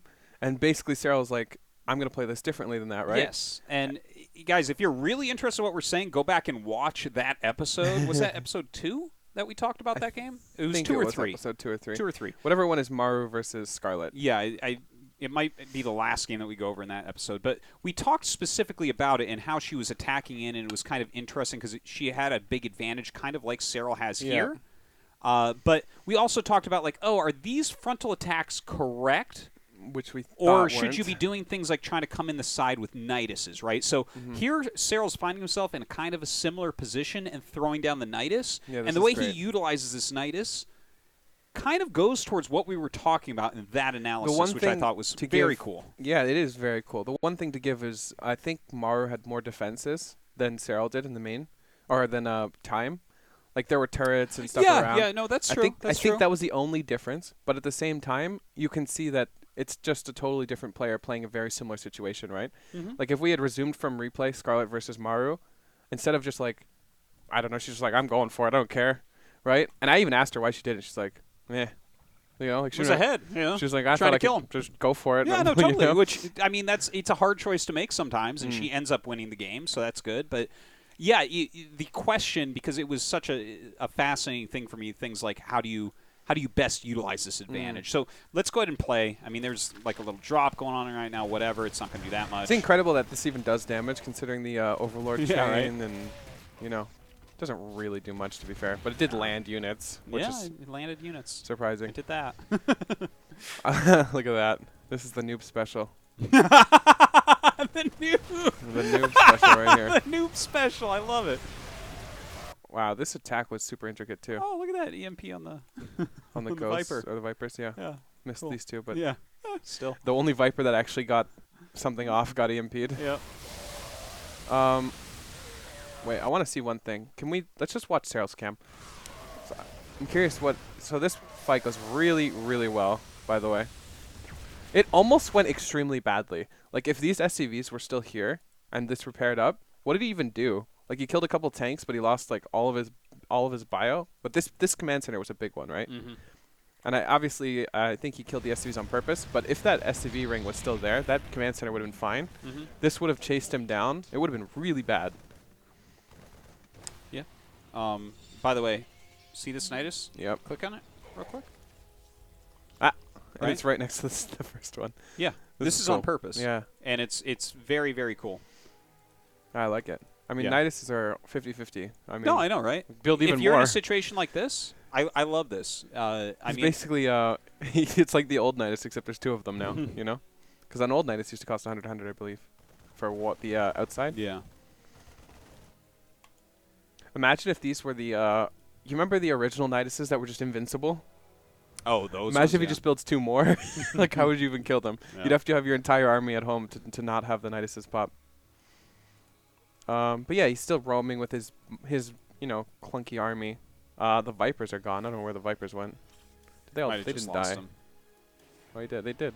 Yeah. Okay, so this now again, he sees it coming. When we saw the Scarlet Maru ones, right? It was frontal attacks. Now look at what Serral's doing here. Yeah. Right? This is like a very high DPS army that he's popping out to try to kill what he can. Yeah. And I mean, the defense seems pretty good overall. It is. I'm actually pretty impressed with time in this defense. Yeah. Like, he didn't send his entire army either. Like, if you look back, he's got all of his ghosts, his tanks, his libs. Like, all this stuff is still here. He has sensor towers. He scanned this army. Yeah. Like, he's trying to figure out what's going on. Like, he's just like, playing well. He deserved this round of 8. Yeah, he definitely did. Apparently, Scarlett's been practicing a ton with him. Yeah. Because they're teammates. And she said he's been doing really well. Yeah, yeah. In practice. Well, you can kind of see this looks very, very good. Thank you for the sub, John Turn. Nice name. Appreciate you. I like how he doesn't rebuild the command center. He's just like, oh, more room for my barracks now. Yeah. You know. Yeah. I guess he lifted it off. Where's the? Oh yeah, yeah. Okay, so look at these Nituses up here as well. You know, it'd be cool. And he has units over on the other side as well. I love stuff like this, guys. Where it's like, look at what Serral's doing. Okay, you know, it's not just like a full frontal attack, but instead kind of trying to strategically move units around really quickly to tear time apart. And I just this is like the most Broodwar-esque I've ever seen Nituses be used. If it's possible. You know what I mean? Like the move is so cool. Like, and it should be done because this is basically nothing for Serral at this point to do these things. It's extremely cool. I feel like this is what the StarCraft people had envisioned for Turk, you know? Oh. What was that? Sorry. Let me observe. You got. Look at this. Look, see, hitting over here. Getting done what you can. Oh, I mean, these trades are amazing. Yeah. Right. Anytime you trade for Ghost or anything with Ling Bane, like this is kind of annoying, but at the same time, Hydras are becoming less and less useful. Yeah. But this is a good way you can trade some of them out. This is great. And then this other attack is happening down here, seeing what you can get done. I like the sensor tower has full vision of this, you know? Yeah. It's a good sensor tower. Time is doing a great job, too. You have to feel for him, because this is not an easy matchup to go up against. I feel like he's a big Maru fan, because this is how Maru would play this, too. No, I think you're pretty right. This doesn't not look like Maru. The way that he's playing it. Like, maybe parts of the earlier game weren't very Maru-esque, but in this type of situation, like, very good placement. His defensive everything seems to have been quite good. Yeah. It's just the way that Serral is utilizing this. Like, look how low... I wonder if the map lends itself to this, too, because these bases are really easy to take, right? Like these two. Is that 5 bases? You can pretty much turtle on 5 bases. I think the idea with Terran, right, is you want to get to your max and have a bank, and then you can start taking these other bases, right?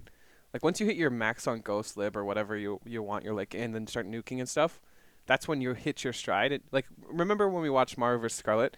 It felt like Maru was on the back foot the entire game. Yeah. And then there was this random period where Maru wasn't touched, and he took, like, all the bases. Yeah, he just started nuke pushing everything. He just took this base, he took this base, he took this base, and then he, like, moved his, like, whole defense to around here. Well, and I feel like that's what what a lot of the Terrans are trying to do. I would say especially in a game like this, we were talking about it already earlier today about long-term units, right? You have to build those up. Like, you need these valuable units to work for you later in the game, whereas what Serral's playing with right now, it doesn't remain scaled. Like, the Hydras are getting weaker and weaker, like you mentioned. And Ultras can be very good for a period of time, and then they become kind of garbage. Become really bad, yeah. Ling and Bane, like, whenever you attack with Ling and Bane, they all die. They don't come back. They aren't. Vipers are like the only thing he's using that have reusability and will continually gain value. The only thing is he's getting a ton more value from this army than normal because of the Nituses. Yes, exactly. Yeah. And that's why this is just so cool and interesting. It is really cool. The fact that Serral is like, he's not even able to max out, right? He's got a huge economy. He's not maxing out, but he's trading just right so that the long-term units of time aren't being masked in such a way where time can take more of the map. If you look at the difference between this game and actually, man, we should have just gone over an episode of just this game versus Maru. Yeah. Because this game is so different in the way that they spend their money. Like, Scarlet played it where she's just like, you know what? Come at me. I'm just sitting here. You know what I mean? Well, and she like spored I'm up. coming at you, and then now you come at me. Yeah. As soon as the attack failed, she built a million spores, and she's like, all right, I'll see you in 2 hours, right? And Serral is just like, no. I'm trading constantly. Yeah. Like, look at this bank and for 17 minutes. That can be exactly right. That is an incredible bank. Yeah, 72 minerals. And and he's at 40. It's just like perfect, right? Chills. Getting goosebumps right now because it is so cool. It is so cool. The way that Serral is specifically like getting in there, killing off important units, right? And no, because the thing is, he can trade at a slight deficit even because he's got check the units. How do we do that? L, is it? Yeah. Look at he is. Yeah, you're right. He's trading at a slight deficit. 510 units lost. He is allowed to do that, and this is a hard way to play. A lot of people would prefer to just mass up hive units and be like, okay, I'm going to get the fungals and the whatever, and then Terran's like, I'm going to hit my nukes and my snipes, but this is another way to play. You look at this and you're like, how do you even break this, right? And Serral's just like, hold my beer. Yeah, right? Like this Terran player does not want this shit to happen, This Terran player is like, I'm not going to die to your run-bys and your pushes. And Serral's like, no, you definitely are. Mm-hmm. He attacks here, he Niduses, like he is everywhere, and it should not be happening at the same time. Mm-hmm. Like Time actually wants that to happen. He wants that split map stuff, and Serral's just like, no. Yeah, we're trading whether you like it or not. It is just so cool because he just keeps forcing these trades. You're never going to hit the ghost count, the liberator count. You're never going to get the nukes. You simply are not going to get more bases. Yeah, look at the ghost count now. If this was Maru's game, he would have like ghosts. 20 ghosts. He'd have like 10 libs. He'd have he would try, but we haven't seen him play against Serral. This is a style that we never see anyone actually do against Terran in these situations.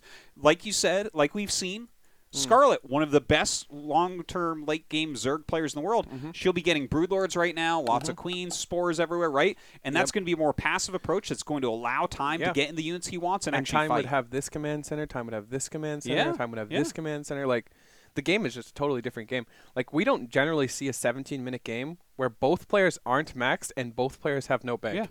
Yeah. Like, that is incredible from and it's not Serral's like a base trade where they're running around the map, right? This is a game where they're both mining. This is just Serral finding chinks in the armor constantly. Mm-hmm.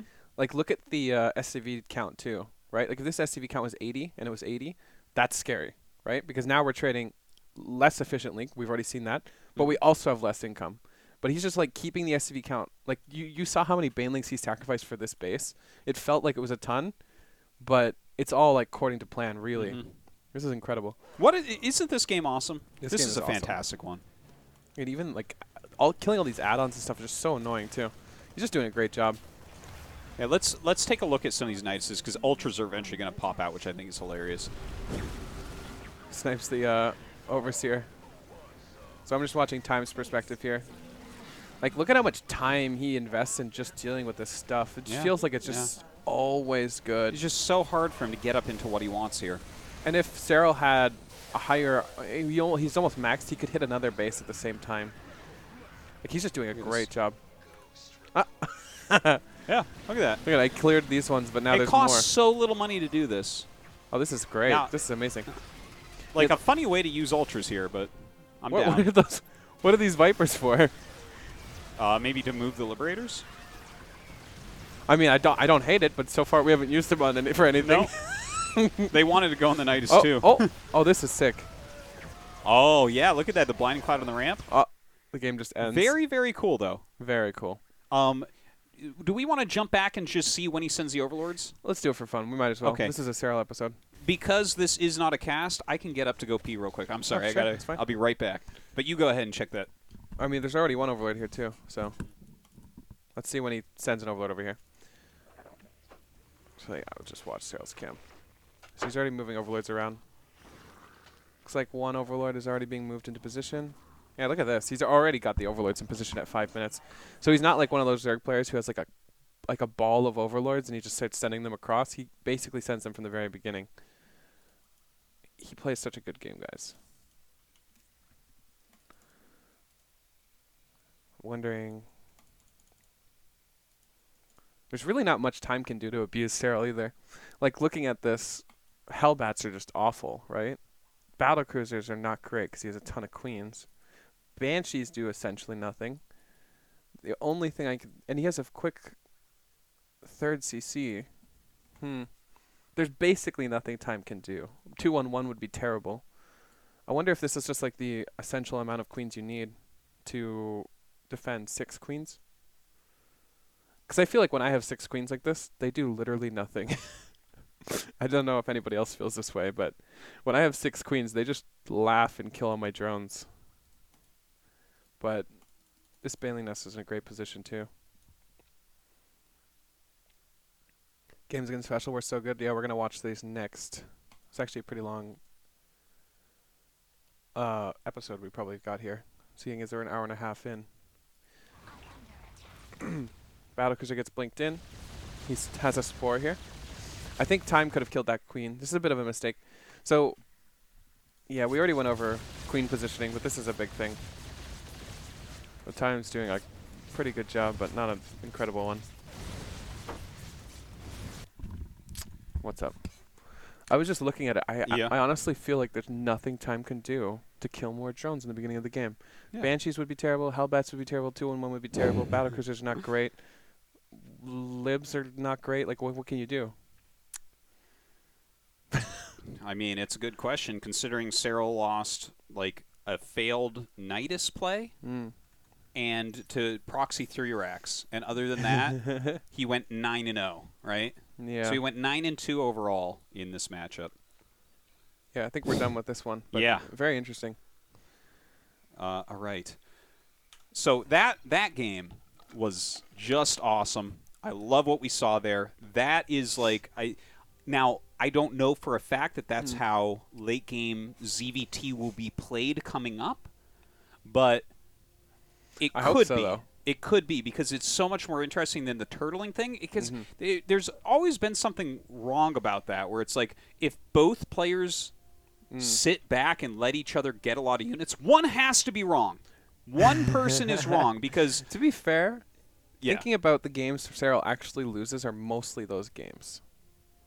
Like, for example, when you look at the innovation games, when you look at the Maru games, it's all nukes like landing all over the place, and Serral kind of gets pushed back into a corner eventually, right? But when he gets to dictate the game, you never see him lose. Yeah. It just doesn't happen. No, and maybe this is his reaction to him losing those late games, right? Yeah. Where he's like, clearly I can't just sit back. It's time to trade. Everyone was talking about how maybe his late game ZVT is a little bit weak. You know, that Europe has fewer Terrans than Korea, so maybe that was a part of it or something. We all kind of were guessing and talking about that. But here he comes with a very, very different take. And the thing is, it just strikes me as something that is more likely true and right than the things that 100%. We see people do against Maru and Innovation. Because, again, if you just look at the pure theory behind it, if you're both letting each other do what you want with the late-game unit composition, someone has to be wrong. You're right. It's like when you see 2 sides attacking the destructible rocks, one person is wrong. One person shouldn't want those rocks down quicker. You're right. And as we get better and understand more about the game, we'll figure out who that person is. I think both players think that they want that. You know what I mean? Yeah. Oh, they definitely think it. They both think that they want that. But when we analyze deep enough, we can find that one of these players is wrong. And I don't even think we're at that level yet, too, because when you look at something like Scarlet and Maru when they're both sitting back, and both players had the opportunities to win. So, you know what I mean? Yeah. Like, now trying to think back on those games. Close the door, Elise. Maru had just as many opportunities to win that game as Serral, or as Scarlet had opportunities to win that game. It felt like both players at some points had made a lot of mistakes. And I think when you sit back like that, you're just kind of banking on the other person to make a mistake. Oh, absolutely. Which, I mean, here's the thing. You can play StarCraft like that too, but when we're talking about theoretically what you should be doing, there's mistakes in there. For you sitting back waiting for mistakes. You know what I mean? Who do you think is in the wrong there? Do you think it's the Zerg player more? Oh, to sit back and let the Terran get what he wants? I don't know for sure. It's hard to say. It's really hard to say because I don't think that anyone's good enough yet to play the ball perfectly. Because people are still getting so much better at StarCraft 2. So much better. I think we have it more mapped out in StarCraft 1 about who's supposed to do what in the later portions of every matchup. Yeah. Whereas in StarCraft 2, we get more patches, which mixes it up some as well. But also, like, if you look at when it does get into, like, nuke pushes, Terrans just got there. They just got into this range where they know what to do in this situation. And now the Zergs are trying to figure it out. It's very... StarCraft is such a great game. We need we need to write like a master thesis on StarCraft because there's so much information on the way the game is played. This is why bots in general are going to be so interesting to actually have developed. I think if bots can play, hundreds and hundreds of years of StarCraft, and if we had a way to actually limit them to human capabilities, so clearly they're way above that, they would develop the meta to a point where no human could comprehend, I feel. Well, I think we would eventually be able to. Sure, but we need tons of years because we need another episode of In Depth on it. We need tons of years of like people building things and then the other race reacting and just like it's constant ladder until eventually there's nothing else to do. Like we've just hit a peak where everything is figured out. Oh yeah, I think eventually games can be broken. We might even need hundreds of years to do this. It's possible, but it's so incredible because I don't think Brood War's there. I know StarCraft 2 isn't there, and Brood Wars has like this huge gap of like time between them, so it's really interesting to see.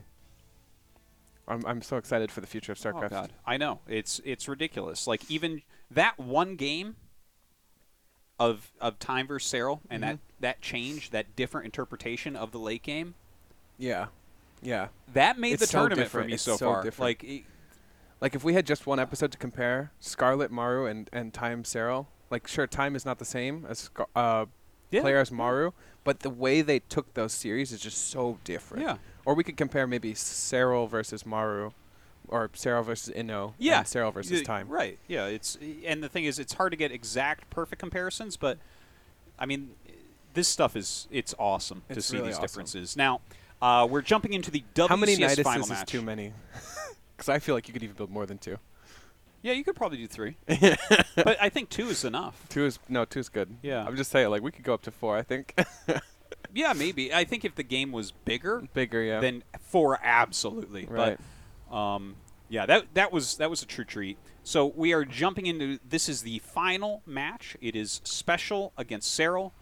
You and I were saying Special might take this tournament because he's been playing so well lately. Obviously, he ends up losing here to Serral 0-4. Look at that. Oh yeah, full scout. Where do you even build? I guess you can build them up here if you. So the funny thing is, how early do you have to send him to get him there? Pretty early, right? Yeah. You can't go through the middle. No.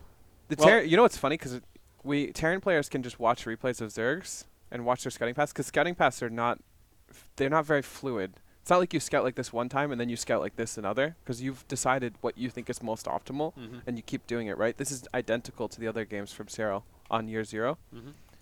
And there are spots. There's basically never not going to be spots. Yeah. I was going to say, I wonder if we watched Clem, if he found the spots where Serral doesn't scout. Well, no, because he scouted it, right? Yeah, so I don't think he did. Wow.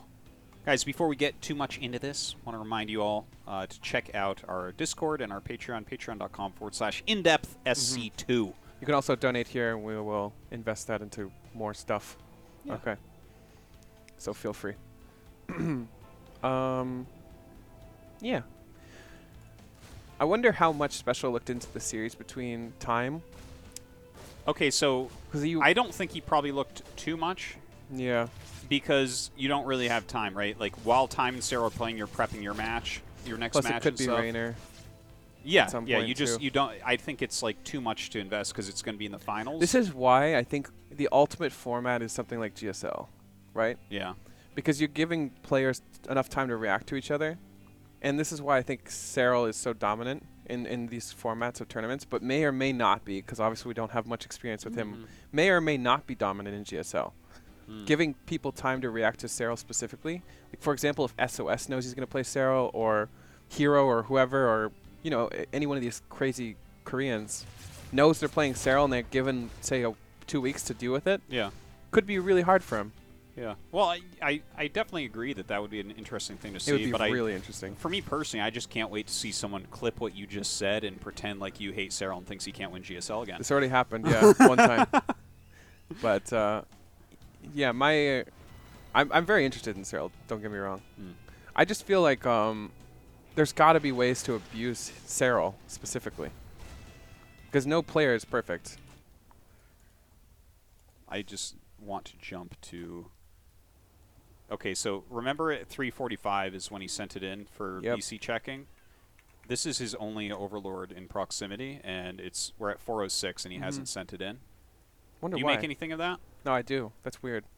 Well, the thing is, we made up that it was 345, no, right? I think that's just in general is true, though. Because you want to see... The thing is, he doesn't really have intel. I mean, right now he has no idea. Yeah. He saw a factory. There has to be a reason, right? Because why wouldn't you just poke at least?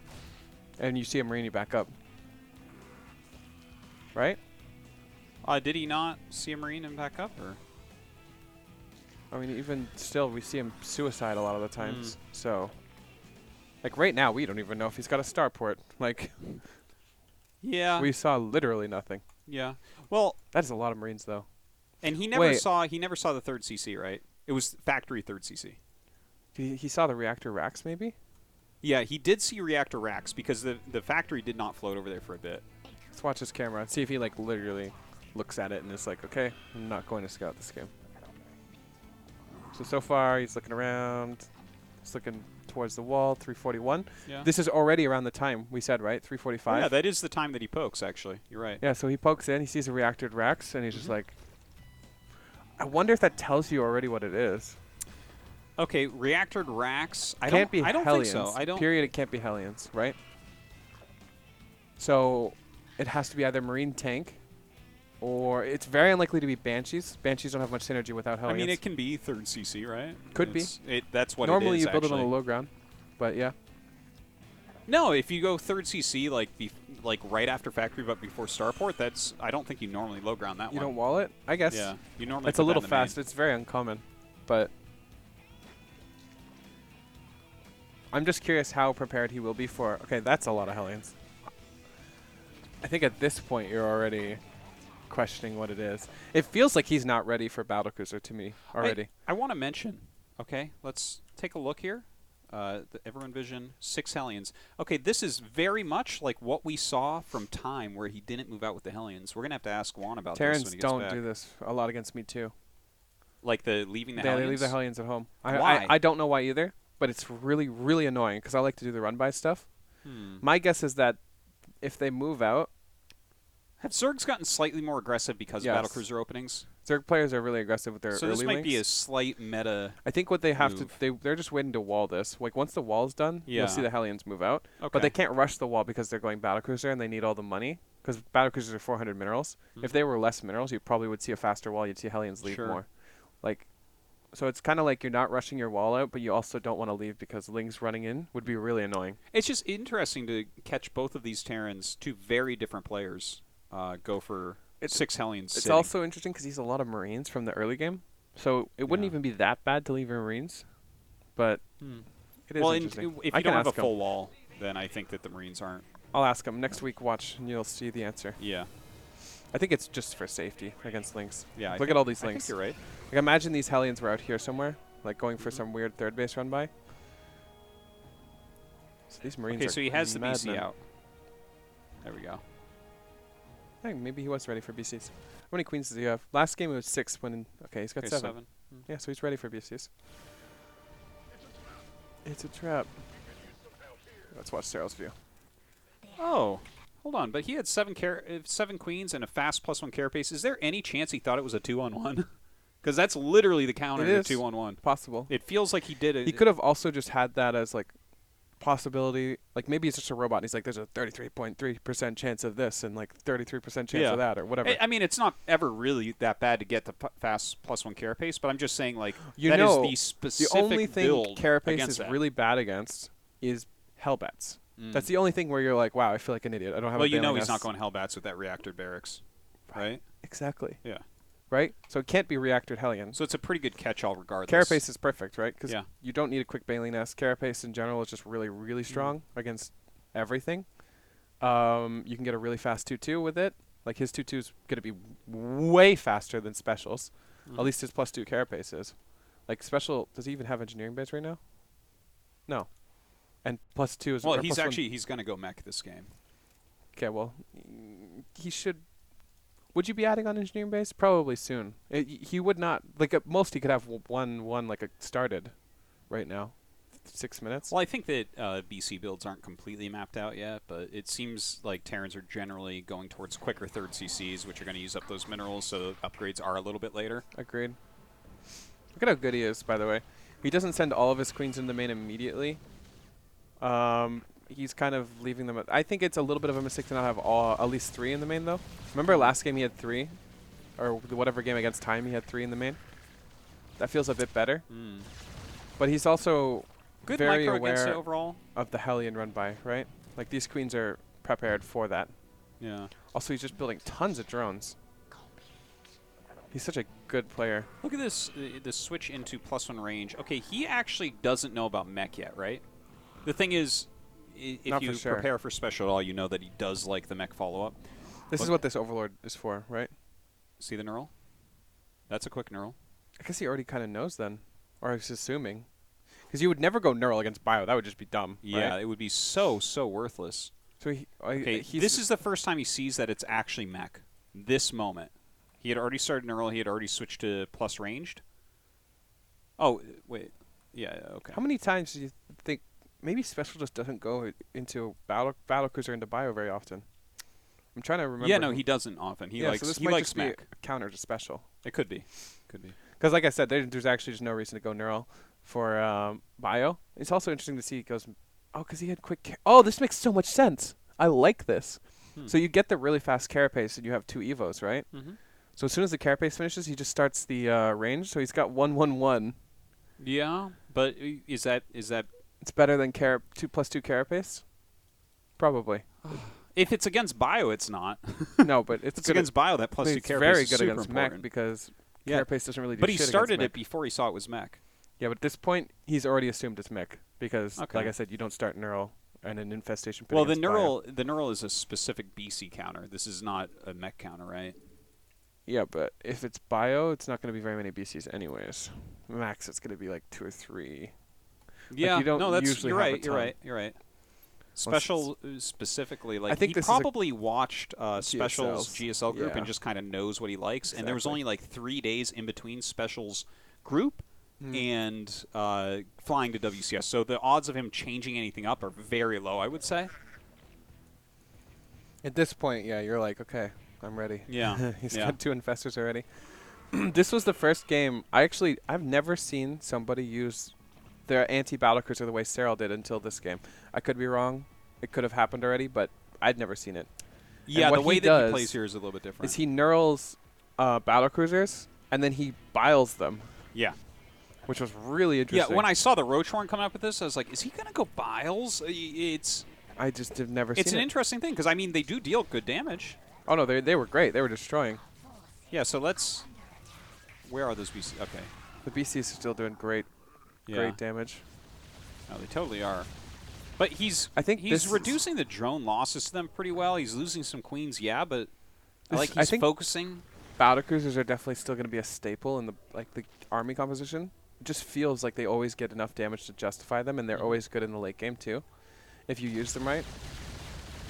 So, but it does feel like Zerg players are getting better at dealing with them, especially Yes. Serral specifically. Yeah. Like even when you watch Ragnarok and not just like die, some Zerg players just die. Well, whenever a build is new, it's really, really hard for whoever's on the receiving end of it. Yeah, I think we need more development time for this. Definitely. Because like agree with my initial knee-jerk reaction is battlecruisers are too strong. We need to nerf them. that. Yeah. But after watching some of these series, it feels like they're better dealt with than it feels like as a Zerg player. You know, like I feel like I just can't deal with it. They're killing everything and they're leaving. And some people might just say, oh, the level between like Serral and everyone else. The thing is, I think Special is not that far off of Serral. No. You know, Yeah. obviously Serral is the world champion. Like I don't want to say that anyone's actually better than him, Be but careful, you might get a Reddit thread yeah. again. But Yeah. I'm interested to see. okay, so here these come. They both have jumps. They both have Yamatos. Let's see this. This is the sickest creep clearing squad ever. 2 battlecruisers in a Too bad stand. Raven's not there with them. Okay, let's watch this. Let's watch this. I think he gets out. Oh, There's one. he got both. Yeah. So he brings them in, starts attacking them. They should be attacking each other. That seems like Look a at- mistake. And Oh, the neural stays. They should have Yamato'd as well. Wait. Yeah, they're still in range. That's why he blinks them so close. Because I thought if you blink them, you lose the neural automatically, and I was like, this doesn't make any sense. Okay. But if you blink them close enough, you don't lose the neural. It seemed like they had their cooldowns on Yamato there, so maybe a bit of a mistake. Still, I love his battle because he still gets away. But, oh, I love, by the way, that Burrow's on the way. I think that that's a really important aspect of this. You need a lot of different ways to ambush BCs. I think one thing Zerg players don't do more that I'd love to see is burrow lings for vision too. Like lings. Totally Serral does it without burrow lings, right? Yeah. But burrow lings are just even way better. Like, well, they have a smaller vision radius, right? But they literally never die though. Yeah, if they're off, like if you're off creep, I think it can be very useful. Yeah, if they're off creep. If they're on creep, it doesn't make any sense anyways because they'll just scan the creep. What do you think about these swarm hosts, by the way? I like it with the Nidus in conjunction with the Nidus. It's oh my god! Oh my god! That was the sickest thing I've ever seen. That was insane. This shows you why this map is so fucking good. By the way. Yeah. Like these different elevation switches and paths. Like no, it's true. That Infestor was just sitting on the high ground. It's like, oh, what's up? I want to see Serral plan this one more time in his vision. So sick. Yeah. He just does a great job. This is one of the best aspects of the map because you basically could never do this anywhere else. Yeah. It's kind of sad that Year Zero is going out. Yeah, you only made those 2 Infestors this whole time. Yeah, he does think he makes more though. I actually don't really like the swarm hosts, but the swarm hosts are interesting. Like, why don't you like the swarm hosts here? Because I think I'm going to disagree with you on not liking them. I don't like the swarm host because the ground army from special doesn't feel like it gets cleaned up really by the swarm host. The battle cruisers going up in front of the army will basically stop the swarm host from getting on top of everything. But he's getting them with Nidus, so to me it feels like he's utilizing how far apart all the bases are, and he's overtaxing the BCs. The BCs aren't going to be able to jump on top of them because they're already jumping around. Sure. Like, I could see him, we already saw him very happily make how many Nidus exits in that last game against Time. Sure. So if he's just making Niduses at top and Niduses at bottom, like, you can just pop them out. They don't have to attack the units. Well, I mean, without that, they're basically useless. So. Yeah. I think it's okay. Don't get me wrong. I'm going to see how he uses them, but I like the idea of overtaxing. I think it's just easier to deal with than we doing. think, unless he builds a critical mass of them. And you don't want to build a critical mass of them because the ground army is already pretty strong against what special's doing. Like, you probably want something more of the longevity of the game, and Swarm Host is not really that. You see a double Spire. Well, like they can be, right? Okay, Sure. He actually just caught his Nidus. I think he blinks over and kills the other one too. Does Special have the sensor tower The double yet? Spire coming up. He's really prepping for a very long game. Yeah, right. This is what I was talking about. It feels like he's prepping for more longevity, right? And Ravager Ling, Swarmos is not a long army composition whatsoever. But you can use it while you kind of tech and upgrade and all things like that. It's not like that expensive to get and jump it around a little bit. By the way, guys, these scans are essential if you ever do anything like this. You can see he's scanning for the infestors, because if infestors just show up, you could lose all these species. Yeah. So he scans, looks for the infestors. He wants to snipe this base, but at the same time, he doesn't overstay his welcome. Yeah, he did like one scan, then he did another that actually caught him. Yeah, well, that scan was just to make sure there wasn't any burrowed infestors like here. Yeah. Okay, so that is awesome. Yeah, that is Look awesome. at that. Oh, my God. Yeah. That was so well done. Now, where'd that Nidus just pop? Oh, it died. Oh, no, there it is.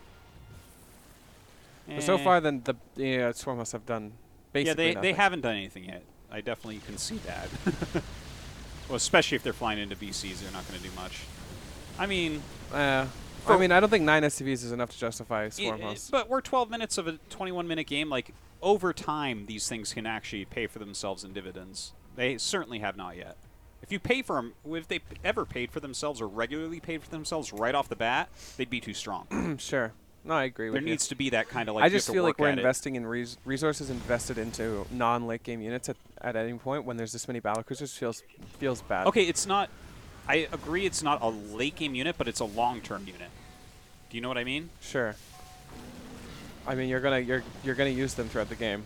That's true. Like if it was a bunch of lings, then they'd literally be useless. It's something that I think has more potential to pay for more than it costs than most units. So what do you think would be, say, a paying out investment, like killing a base or killing all the workers or what? Because at this point, even if you kill a mineral line of workers, he's got how many command centers? Like 9? Okay, so I think that there's multiple ways you can look at this. You can look at the actual cost value and be like, well, it needs to kill, the exact price. Yeah, I disagree with that, though. That's a stupid way to look at it. I think they need to do quite a bit more than that because you're giving up this whole middle game. Now, they don't necessarily need to kill more value than that, but what they need to do is tax it. Stuff like that. It tax the Terran player and kind of buy you time and give you space, because that's what this set is. The fact that he's using Lingbane Ravager with a few infestors and then he's jumping around the swarm hosts, this is buying him a ton of time. This is what he really exactly is wanting, right? He's working on his upgrades. He's going to have 3/3 everything. He's going to have all the upgrades and stuff. So they need to buy that amount of time. I don't care as much how much damage they do, as long as they buy him that time. Sure. So far, it feels like Special's been able to pretty much do whatever he wants. He's actually doing a really good job of like having sensor towers where the Nidus is. This is another reason why I don't like it, specifically for this map. Like you see this Nidus or this. This sensor tower. Look at this sensor tower though. Like any Nidus in between any of this area is just going to do nothing. Yeah. And then this one here also catches. Like look at the positioning on this, by the way, just outside of the range. Yeah. But like if you were unloading your swarm hosts here and you're launching them, look at how far they have to actually go before they hit. So this is like perfect defense from Special, and this map does tend itself to be this way. And we talked about this as well earlier. Do you think that you can play Serral's more aggressive style against Special's army composition? Oh, like what the we saw double against Niduses Time? And stuff like that? I think it's less good it's not because work the as blinks well here. are strong, right? Yeah, like the BCs are going to help out against that for sure. Do you think it's because of the map, though, or because of just the army composition? I think that the army composition makes quite a difference here. I agree. I don't. The map isn't occurring to me as something like that. I think it does a little bit too, though, because in the map, like the King's Cove map, the army was just kind of sitting and defending multiple bases. Whereas here, you look at Special's army, he's basically spread out fully. Yeah. Like in King's Cove, it's much easier to get your creep spread up to where it needs to go, and like the side bases are more open than these side bases. It's not that these side bases are impossible to attack for Special, but you're like going up a ramp or through a choke to actually get them, whereas the other one is like, oh, there's tall grass and then there's the command center, right? And you can kind of get in immediately. I actually think there is room to do it, right?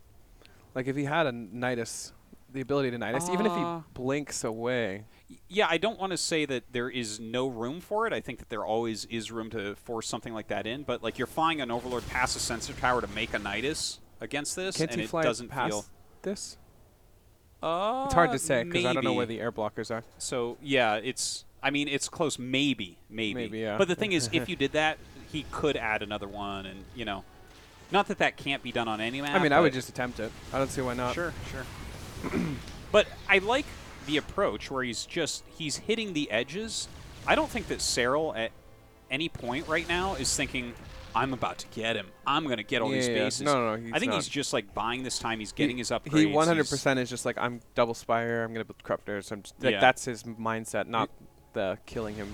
This is a game where he's building a much bigger base. And to be fair, to give your Swarm Host some more credit, I think this is one of the ways you can do that. Like if we did not have this, I don't see how we can really tax him much. Well, you're not actually buying any time, and these don't cost money. The initial money they cost, but you can't keep running in like Ling, Roach, Bane to do the same things that these Locusts are doing because they kind of fly over. You can't do that with drops. You can't do that with anything else. It gets way too expensive. So yeah, I feel like he's buying the maximum time he can with the minimal input of resources to actually get into the units that he wants. Like I know at some point in this game he actually just loses all of his Swarm Hosts for free. And I'm not sure if at that point he just doesn't care anymore. I think eventually you actually want them to die. Yeah, you do. You really do. I don't, unless I mean, there could be a game in which you want them all game, but I don't know what it would be. Is it? Or it might already be this point because he's at 3K, 1.5K at this point. I don't think he's heartbroken to lose those. Yeah, I don't think he necessarily wants to lose them for free. Yeah. But at the same time, losing some of them, like he just lost, the thing not is, that bad. Like he doesn't rebuild them, obviously. You know, he's building Corruptors. He's obviously not heartbroken because he'd be building them again if he wanted them still. Spore barracks. Get wrecked. Yeah. Yeah. It's whatever. He'll save them, but he's not going to invest that much into it. Yeah. I think it's fine at this point. I actually think specials. Okay, here. Yeah, you got. Let's go back. Jump back. This is one of the most intricate fights of the game so far. Okay. Yeah, slow that down. Let's watch Serral's POV. Okay, I love, by the way, how he hasn't thrown any Biles out yet. That's amazing because I think a lot of people just would be like, "Oh, Biles!" Okay, the fungal. This scan came way too late. Jeez, yeah, you know, you're very right, but just the fungal into these is amazing. Oh my god. Shoot, 1 sec. Oh my god, yeah. Oh my god. What a way to deal with battle cruisers, you know? Well, I mean, like what does that much DPS immediately? Like this felt a little weird, but at the same time he has the Corruptors to kill them all. Yeah. These Biles don't hit anything, but just barely, but this was a really good engage by Serral. A really good engage. Yeah, that all came down to Special not getting that scan off too. I'm gonna watch Special's cam. Is he even looking at these? No, doesn't look like it. Oh my god. So the Swarm host actually did more than we'll ever know. Okay, so at this point he's looking.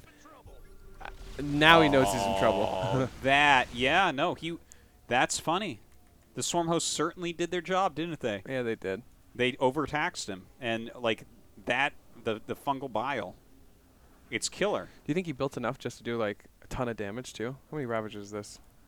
Like 9? Oh, when we saw the Biles at the top, he exactly one-shotted a BC with the Biles. Yeah, that's so sick. Like the first time that we saw the anti-battle Biles, cruiser army, like yeah, the Ravagers. Like he counted how many Biles it takes. I'm That's pretty cool. sure, and he's just like, "This is how many I need."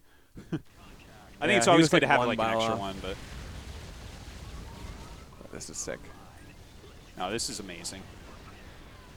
Like this could have been done better from both players. It's so funny to watch players like test things out and like have them work in theory and then like put them in play, because obviously this was in theory the right way to deal with it, but at the same time they're both kind of figuring it out.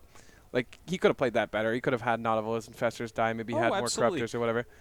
And Special could have played that better too. You can tell that this is still a work in progress, how he's dealing. Yeah. But like it's like how Serral is dealing with the battle cruisers is definitely still a work in progress, but I love the flexibility of this composition where it's like, okay, the Corruptors just come in and they're dealing damage, right? Right. And they're fighting the BCs and they're kind of taking that. Then the Biles are the very quick damage, and the thing is, you can either fungal or neural, and both are going to be good. So to start with the fungal and then land all the Biles or shoot the Biles because you can't jump away, so you are taking the bile damage.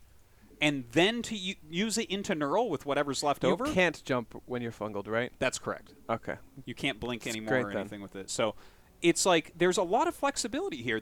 For different situations, he can do different things here. Yeah, and at the same time, if the battle cruisers were like 1, 2, 3, 4, 5, that's 6, where neural works. 7. That's what I was gonna say, right? You can just neural them and then bunch them up and then do the same thing. Sure. Or you can neural them, teleport, and then button. You can do whatever. You have all sorts of ways to actually do this. It's the very only different. thing is Special. If he scans those infestors, he just blinks out because he's like, I'm not dealing with that, right? Absolutely. Like when you watch Special versus Ragnarok, he's constantly looking for the infestors. Constantly. Like he'll send a pack of battle cruisers up here and he'll scan like 6 different times all over, just like in a big circle to make sure there's no infestors around, because infestors seem to be the bane of battle cruisers' existence right now. And if you're misplaying even like for a second, they just kill all your battle cruisers. Yeah. Even now though, if he had like a better economy, this wouldn't be terrible, but his economy is just nowhere near Serral's. Like he doesn't have a bank. Battle cruisers are actually really expensive, so you can't really lose these. Well, his entire game plan isn't the mech. The mech just kind of keeps him alive, so he can go battle cruisers. Look at this. Yeah. Serral's been way more efficient the entire game. I do like. Well, this might even be the first time he's ever played against this unit comp. It's the first time I've ever seen it, right? Yeah. Like I said, I've never seen anybody go Ravager, Fungal. I could be wrong, so don't jump on me like, oh, this guy does it in 5-3. This European knew it already. Yeah. Don't jump on me, because it's possible it's been more notable than I know it is. But yeah, well, I haven't seen this unit comp against it yet, and I haven't seen it used in this way. Like, I knew about Neural, obviously, Corruptors, Neural was definitely being used. Like, when you watched... the thing is, he took all these different ideas and coalesced them into one cohesive strategy for dealing. We've had Fungal Bile comp for very, very long time, since the beginning of the Ravager. Yeah.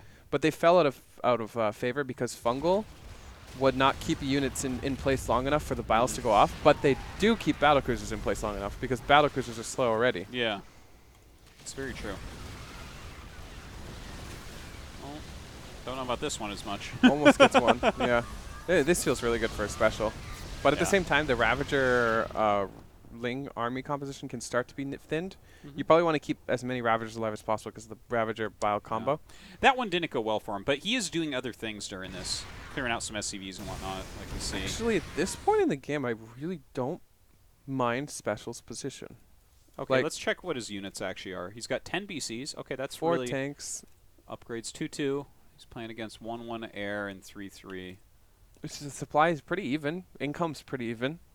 I actually don't mind Special's position. I think at some point in this game, he must have a really bad fight. Well, we saw one terrible fight already. Like, he would be maxed right now with many BCs. I feel like I don't mind the position because of how many command centers there are. You know? Like, he has all these command centers. Actually, can we back up to right before that fight where Serral's army just got massacred? Yeah. It was like... It wasn't very far ago. No, it was... This one? Yeah, right here. Okay, I want to take a look at this just for a moment, because I think that, and I've definitely seen this in the past when Infestors have been popular, sometimes I feel like people misplay with Infestors, where you cast your spells and then you go do something else. Infestors are a very long-term unit where you have to wait a very long time for them to continually pay for themselves. A lot of spellcasters just are like that. And I don't think that they're very much like High Templars or anything. They're a very different unit. I think it's because they're squishier, but they're not like that. Well, to be fair, High Templar is really squishy too. Okay, so he's killing off some of these units. Okay, that's cool. This attack, what is the idea here? 5 Infestors, and the problem we got is he has 7 no AA here. Ravagers. There's no Corruptors here. There's no real answer to the BCs. He doesn't actually know where anything is because he doesn't have scans like If Terran. in theory, Special just blinked on top of this, he wouldn't even be able to deal with it still. He's got 4 Neurals ready. It's not enough. How many battlecruisers?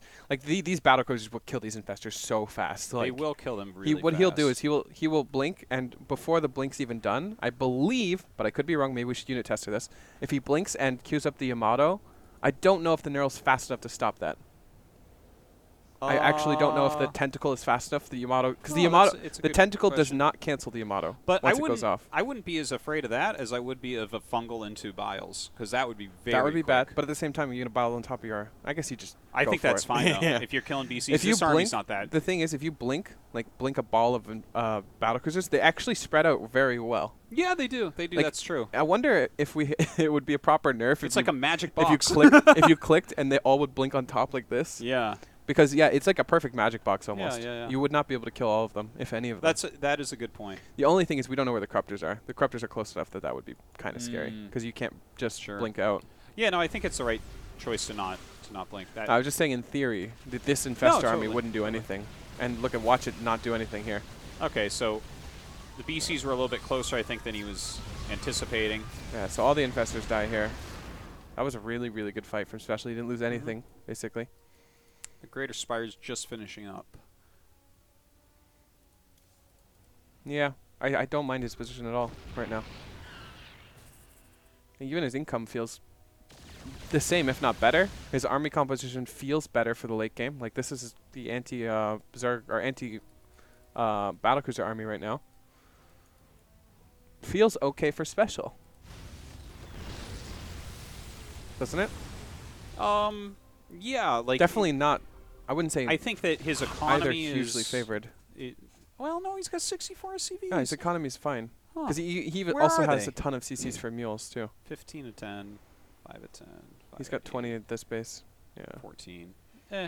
His economy's fine. Like, yeah, I mean, he's coming over to land commands. I'm sure he wants to take that very quickly. Let's take a look at what Serral's got going on economy-wise. Serral's economy definitely looks... It's not that strong. Really isn't. No, With I mules, guess I it's think not. Special's economy is better. Yeah. And he also has the ability to produce like 10 SCVs at a time if he wants to. And I mean, he's got the fantastic upgrades going on. Look at that. +3 air weapons, +2 with +3 on the way. 1-1 Raptors. It's about to be 2-1, right? Yeah, 2-1. But still, that's quite a difference. It's a big difference, yeah. Yeah, I actually like Special's position right now. No, I can't argue with you. This looks... I It looks good, especially if he just continually is attempting to use his cooldowns, right? If he's just like push, scans everywhere, right? And then you can just blink out when things go wrong. Like, there's no reason he can't come over here and kill this. What I'm curious about, because I feel like if you're on top of your scans, infestors can't really get in range. Like, you can Yamato from really far distance way before the neurals go off, and even if the neurals go off, once the Yamato starts, it doesn't get canceled. Okay. So I don't believe anything cancels it from the Zerg arsenal. Like the neural definitely does not. We've tested this. Yeah, I guess if you're neuraling, you it. can cancel a neural and jump into an overlord or something like that, a Nidus, whatever. Yeah, kinda. Because you can't Nidus into an overlord. We've had that happen in the past. We actually, like that. I think we saw, is it TLO? Yeah, he did some stuff with like Yamato Queens where he picked them up, but that there's no way. Maybe we see it from Serral, but eventually we'll see it from people in. Yeah, but then you're just going to Yamato the overlord too. If you have this many, the reason why it's so much better against the low counts is because you only have 2 or 3 Yamatos. You have like 17 Yamatos. You're getting the overlord full of infestors. But then you could drop them right before the Yamato goes. I don't know, you know? In fact, if you pop it in, but if it might Yamato lose its target. Maybe you can pop it in and pop it out. But if it loses its target, you get the Yamato back too. Right? Does it? Yeah. No, you don't. I'm pretty sure you do. No. You Chat, don't have to do it mid. I'm almost positive you get the Yamato back. Do you? We can unit test it later. I'm pretty sure. We'll figure it out. Okay, so this... I know if the unit dies when your Yamatos go off, I think you get it back. I don't know. Maybe I'm wrong. I don't know. Maybe I'm wrong. Some chat's saying no. Okay, so I think that right now we're seeing a mistake from Special. The way that he just went up the map, go to his BCs. Yeah, I think that he is not being quite aggressive enough. Like, okay, he's hitting the scans. I love him running away from everything going up here. This is good. This is great stuff. Yeah, this is I feel like he should have stayed on the bottom, though. Like, if you attack economy here, Serral's not going to be able to remax. Look at this. This is great. Jeez. And then he just blinks out. This is basically the perfect way to use your BCs. Yeah. Like, right now, I feel Special's in a great spot. Yeah. If these bases weren't being harassed at all, too, like, he'd be in an even better spot. The fact that this base isn't landed in a planetary. That burrow coming in handy. Yeah, so, like, let's say, in theory, you can always Yamato this army and teleport out. Yeah. Without it's like very expensive snipe. Yeah. I think you have to always target the infestors, though. I think you, in a very long game, you can Yamato whatever the hell you want, as long as you get away. As long as you get away, right. You can Yamato anything but creep tumors, basically. 14 BCs to 29 corruptors. So that's almost 2 corruptors per BC. So in theory, he should never lose this fight. Well, I think it all comes down to the infestors. Yeah, it really is just about spellcasters right now. I think he's losing his Ravagers because, you know, who needs these at this point? Yeah. It's no longer a part of the anti-battlecruiser. Okay, this is... What is he doing there? Oh! So this was the mistake. Okay, is right it though? Here. There was no reason for him to go up there with the BCs as well. Yeah, I agree. I feel like the only thing you actually have to do is watch your BCs the entire game. Look, but all the Yamatos are going off already. Okay, let's look. You know what's interesting? I'm clicking on Serral battlecruisers, like these are the ones that belong to Serral. I think all of them have their Yamatos being used. Yeah, look at them. Look. That's sick. So Serral's not going to be able to Yamato. Look at all the... oh, you know, he actually makes a mistake. It looked like a lot of these infestors were targeted multiple times by Yamato's. Well, I mean, it's better to just get him out. It's probably because he was, like, this was a very unexpected attack for him. Yeah, this is where he loses the game 100%. Yeah. That's too bad. This absolutely could have been his game if he was paying more attention here. Yeah, it's very uncharacteristic of him to just get caught like that. Where was his camera at? Let's jump back and see, because it doesn't seem right. Because he chases this, right? Camera him? Okay. So this scan is pretty bad right now. Okay, so he's building a sensor tower. There's no reason to be chasing this. He's not checking anything. Oh, was it actually that? Was that a Liberator attacking a Corruptor in the top left that caught his attention? Yeah, it was. The amount that Imagine looking right away. Here doesn't matter. It matters so little, yeah. It literally, if this Liberator killed 20 drones, it still wouldn't matter. Yeah. This just doesn't matter. The only thing that matters, because Special's entire strategy is BCs. Yep. There isn't another part of this. There's not. The only finesse is in keeping the BCs alive. This is not a strategy like you'll watch where, Innovation's trying to hit a 2-2 timing push, but he needs to do 2 drops before it to make sure he whittles down the drone count slightly. This isn't that. This is only keeping these alive. So the fact that he is losing them all because he's being a little bit sloppy, helping these units that are already going to kill like 3 Ravagers. Totally agree. It's funny. It seems like Serral does such a good job of using his throwaway units too. Like, he's always catching attention and stuff. He is. This is so unfortunate. Like, I can't. The thing is, Special is playing a really great game strategically. Yeah, I mean, he has all these great things going for him, but he's not paying attention to the right things. Yeah, the big picture, right? Yeah, the big picture. He doesn't have vision right here. Where was this even going to go? Right there, I guess? Does he have Liberator range? He doesn't even have it. Let's see where Serral's cam is. Think Serral's watching this Corruptor? Hell no. Oh, he probably was watching to make sure that his opponent was watching. He's like, okay, I got to attack that. Oh, Jesus. Wow. What a great fight. I don't think he could have had a better fight, honestly. No, he couldn't have. That was essentially perfect.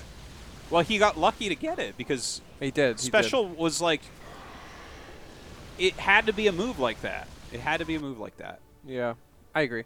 Like, if this didn't happen, if Special's army was back here more, you could get the Yamatos off and then blink out. Your BCs never need to be at the front. These aren't siege tanks and Liberators. You sit them back, and you just scan everything, and you make sure. If you think about how long Special has mining in so many different bases, too.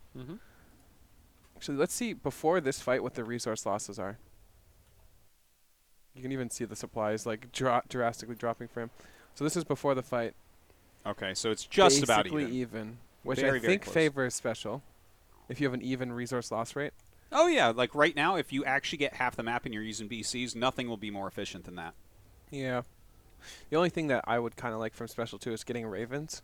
Because I think Ravens against Corruptors are sick. Oh, yeah. I think it's definitely good to have a Raven in there. There's no reason not to.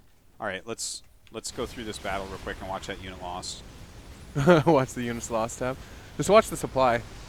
190, 179, 170. 150, 140, 120. Like, look at this. So he goes from 1,000 to 3,000 or 4,000, which is basically all the BCs. Yeah. Difference. And he loses this command center too, because now he can corruption it. Yeah. And at the same time, Serral's doing Serral. Well, at this point, he lost everything he was going for. Yeah. At this point, you just fall apart. Yeah. So that's the end of the game. He doesn't have the money. Yeah. Okay, well, I mean, it was a cool game, though. Yeah. It was a good one. I feel like this is a really important map for Special, too. Because it sets the tone and the momentum for the series. Yeah. Especially and for a player like he should Special. have had it. He should have had it. He could have had it. Yeah, that's a better way to put it. But, like, he had what he was going for. I'm sure he thinks about it. I feel like he probably has had more experience in those situations, too, than Serral has on the defensive. Like, being the person who dictates the game in general, like, you probably have more experience doing it than receiving it. Okay, I understand what you're saying, but at the same time, the unit comp that Serral was using, his strategy towards it is something I haven't seen. True. Maybe Special had practiced against it, but I don't think that he's played against But the later game composition is basically the same as every other game he's played. Yeah, I agree with that. Like I've sat behind him watching him, and he'll do these battlecruiser games constantly, and it's constantly the same thing. Where's the infestors, and then you see little tentacles come out, and the Yamato goes off. It's just exactly the same. Yeah. Yeah. Okay. We're jumping into game 2, right? Yeah, game 2. Who do you think had the highest chance to take out Serral in this tournament? Probably Raynor. Raynor? Yeah. I actually think it might have been Special. I thought that Special was a pretty reasonable choice. I mean, you were on the Pylon show with me, and we were talking about how Special this really could be his tournament. He's kind of put his own style into his game. It's not just a copying of TY. Right. And I think that first game, I mean, I haven't seen these games too closely yet, but that first game, I mean, if I was there watching it, commentating, I'd be like, guys, I mean, he could have won this. Yeah, you know, so this could still be a very close series. I don't know. I mean, I'm surprised the second game is 17 minutes too, so that's already interesting to me. I want to watch how Serral scouts this game, because it feels like he's scouting a different way for the player right now, based off of what we saw the first game. Okay. I really, really love his scouting patterns. He's so interesting as a scouter. We should do an in-depth episode where we just compare Zerg players and their scouting, like all of them. We compare like Dark, Sue, Rogue, Raynor, and Serral. Just play like one game of all of them against Terran or Protoss, and just see where they're looking and how they do it. Because every Zerg player has their own way of doing it, and nobody has like a defined scout path. Yeah. It's not like a wall where you build the pylon and the gateway and the cyber. Like it's just so dynamic to the player. Absolutely. Which is so interesting, right? Like when we talked about Scarlet doing this thing, like that makes sense. Totally makes sense, right? But Serral's was cool too. Exactly. Serral has a totally different approach, which is really cool. All right, so this game, an interesting thing that I want to make sure that we catch is Stim is going to start on the Tech Lab, but it's fake because he goes mech.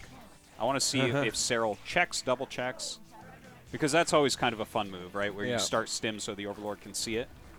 Yeah, that's the kind of one where you hope they do send the Overlord in. Yeah, yeah. Look at this.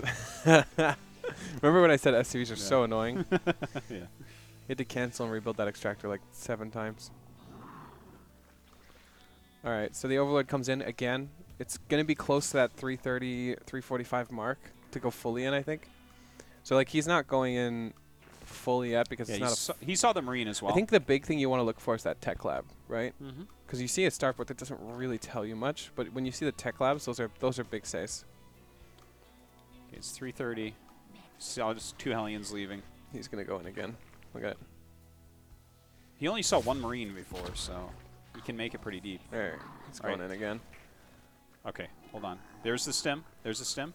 Okay, he sees the stem. Nice scout on the stem. And it dies as he sees the stem. So that's actually best case scenario for special. Scenario for special, yeah.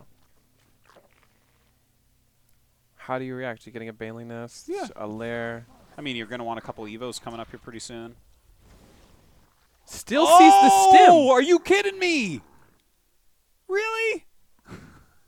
Wait, let's go back. Did he not cancel it all the whole time? Or did he restart it again? Okay, so hold on. Okay, so the fake stim is still on the way. I just want to see if he cancels it. He starts it again. That's so sick. Okay, so hold on. Here comes the Zergling. Here comes the Zergling. Yep. Okay, special sees it's coming in. Oh, right before it gets up the ramp. Wait, was that close enough to see it? If you're Serral? Yes. Is it close enough to see that? No, is that he starts it. No, it was at the bottom of the ramp. Watch. Watch. We'll slow this down to normal. Okay. Okay, are we on Serral camera? Yeah, we're on Serral's cam. Okay. Okay, normal speed. All right. Yep. Hold on a second. I'll get okay. Yeah, just wait. It gets a little bit The closer. Ling will be coming in a second. Here comes the Ling. We're on normal speed. Baneling Nest is on the way. Okay, he doesn't have stim going. Here comes the Ling. Here comes the Ling. Okay, watch the Tech Lab. I saw it move. I think maybe. Like maybe. Seeing in hindsight, we know that it started, and we looked for it. It looks like it's moving. It did look like it started. I thought he got it at the bottom of the ramp, but you're right. Do you think he's fast enough to know this? He was looking. The thing is... So let's see if he changes his plan. What do you think his plan is if it is a tech lab with Stim? Because that if it's a tech lab with really Stim, tell you get much. Carapace and melee. Yeah, but he's not getting. He hasn't gotten that since the scout in the beginning. Yeah, no, but those will be the right. upgrades you get, is what I'm saying, right? Those aren't going to be the upgrades you get against mech. He's building a spore immediately. That's interesting. Already, like, why didn't he eat the spore so fast if it's Stim? Huh? Wait. He's building a spore in his main. Am I... What? Oh, yeah, no, I'm not sure. I think he already might know. Like, but hold on. Do you think this is anti-Hellion drop or something? Yeah, I mean... He knows that there's Hellions out. He sees... It could be Hellion drop. It could be a Liberator, too. So, I mean, I don't think that this tells us. Yeah, I guess it doesn't tell us much yet. Yeah. I don't think there's any way really to tell, like unless we saw a really fast Carapace or melee, because that would be the only way to really tell if he's seen it. Because right now it's fine against Stim, right? What he's doing. Yeah. Thing is, I think we'll see 2 Evos go down very soon, and then I think we can guess from there. Because you're never going to get melee and Carapace against mech. He can't know that it's mech right now. Yeah, he has no idea. He has no idea. The game we saw, okay, it definitely doesn't know. You wouldn't get Bane's. Well, you can get Bane's speed. You can, but we've already seen him prioritize like the Roach and range upgrades. So far, I think he's playing an ambiguous, like could be mech, could be biocell. He's not super committing to anything right now, which is good because he doesn't know.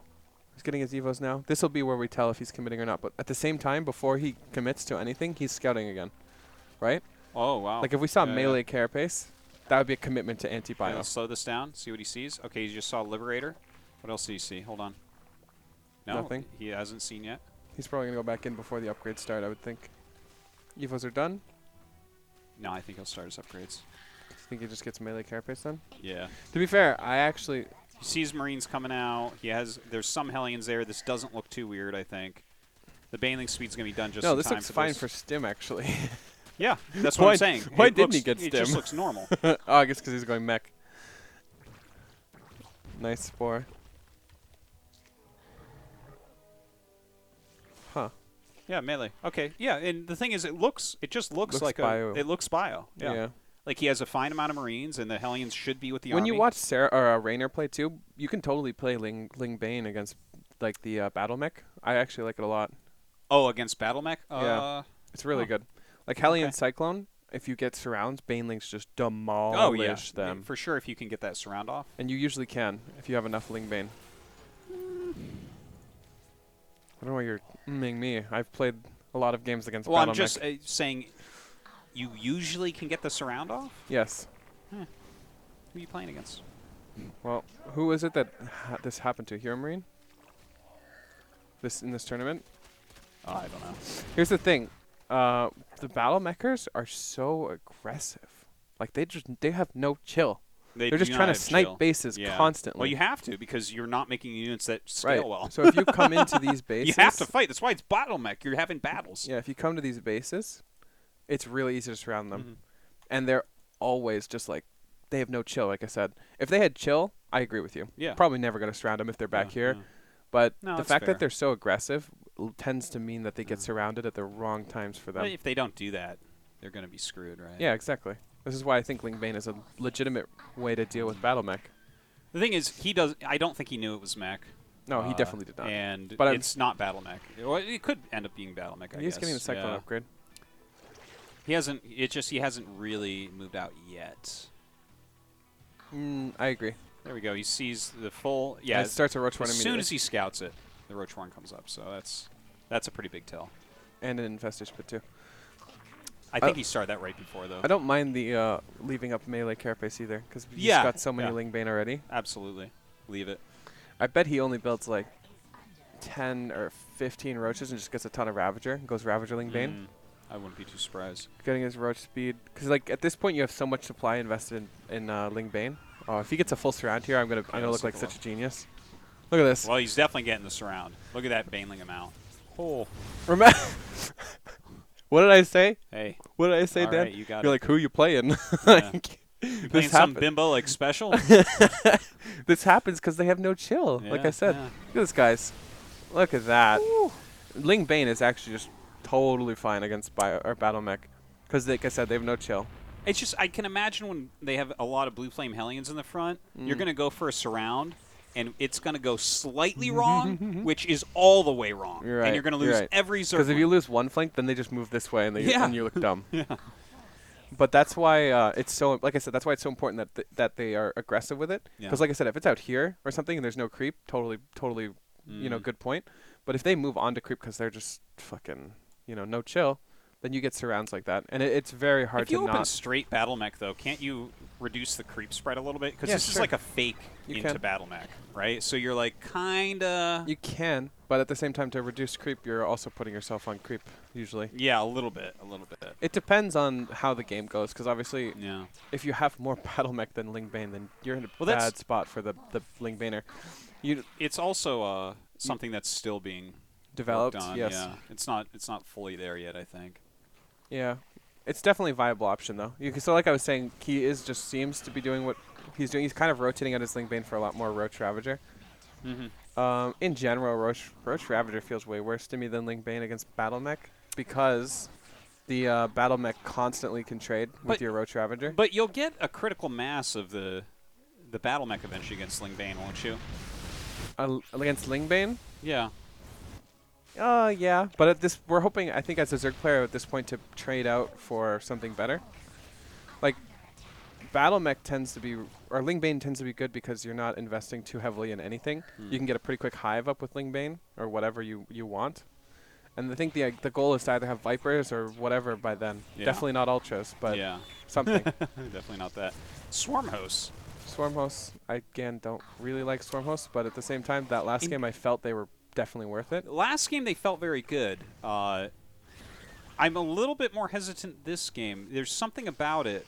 I think I'm not sure what you're looking for with this. It seems like Special's building more tanks than the average Battle Mecher though too. Well, he's transitioning out of it. Like occasionally we'll see someone go Battle Mech and just stay on it and try to decide the game, but that's like that's a mid-game kind of all-in type of maneuver.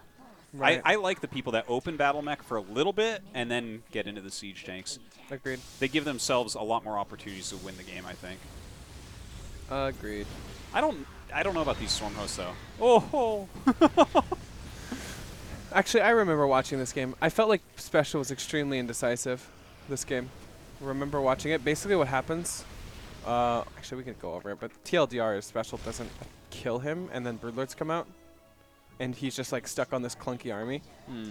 Because honestly, it doesn't feel bad for Special, but if he doesn't do anything with it and he just keeps clearing creep but not really doing anything. Yeah, that's what it looks like he's doing right now. Right. It kind of reminds me of and it's no fault at him either, because Serral's army is gonna buy time. This is the buying time army. It's like a sprinkle of Banelings, sprinkle of Swarmos, and a sprinkle of Ravagers. Totally. Like all these units are really good at buying time. He's just trying to keep him back, keep his creep spread out reasonably. I mean, yeah.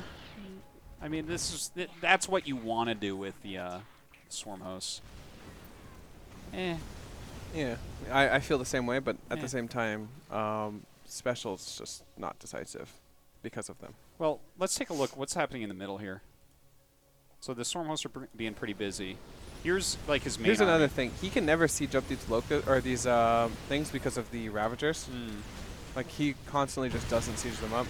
This was terrible. Ooh.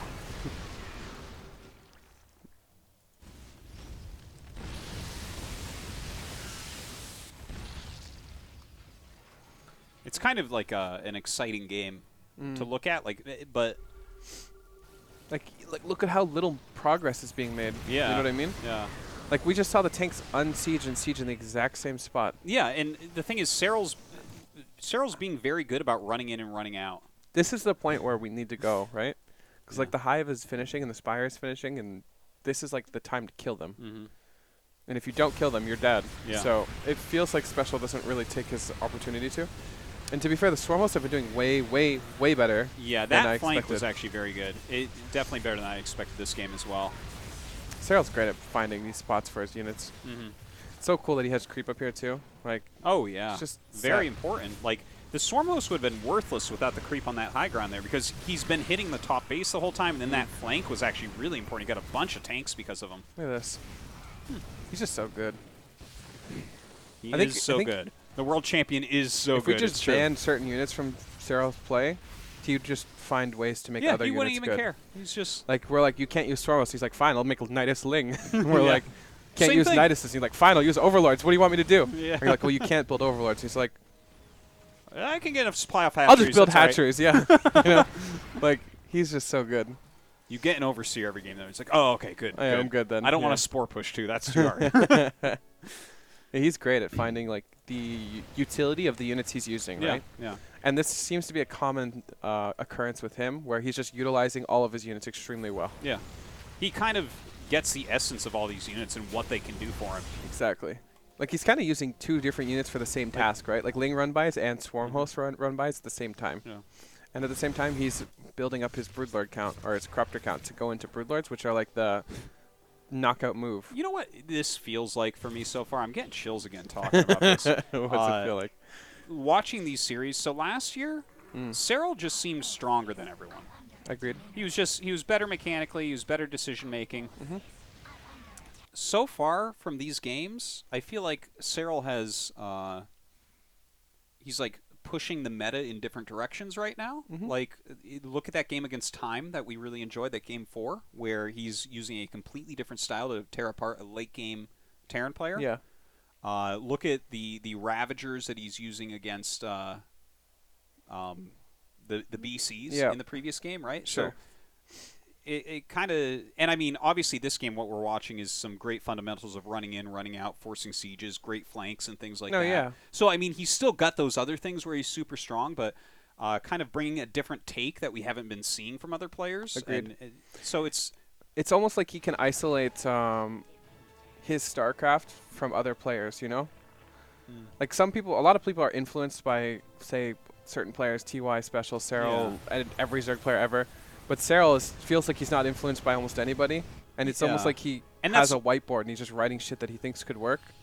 Does it? And it it's works. not to say that the European Zergs aren't influencing him somewhat. I'm sure that he has conversations with people, but yeah, you can really see that his play is different from the other I feel players. like we've seen this forever too. Like, even way back, like when you look at him from a couple of years ago when he was good but not champion, he played his own style and he played it really well. Well, that is something that you need, and again, we talked about on the Pylon show in regards to Special. It's like you can only get so good copying people. Agreed. You have to eventually play yourself. If you want to be an actual champion, you must do something different from everyone. Yeah, look at this. Even this feels so good. The one thing I gotta love from Serral is the sprinkling of Banelings in is so good, because the Cyclones target them, and if they don't target them, they just splash all the Cyclones. It's just like a perfect combination.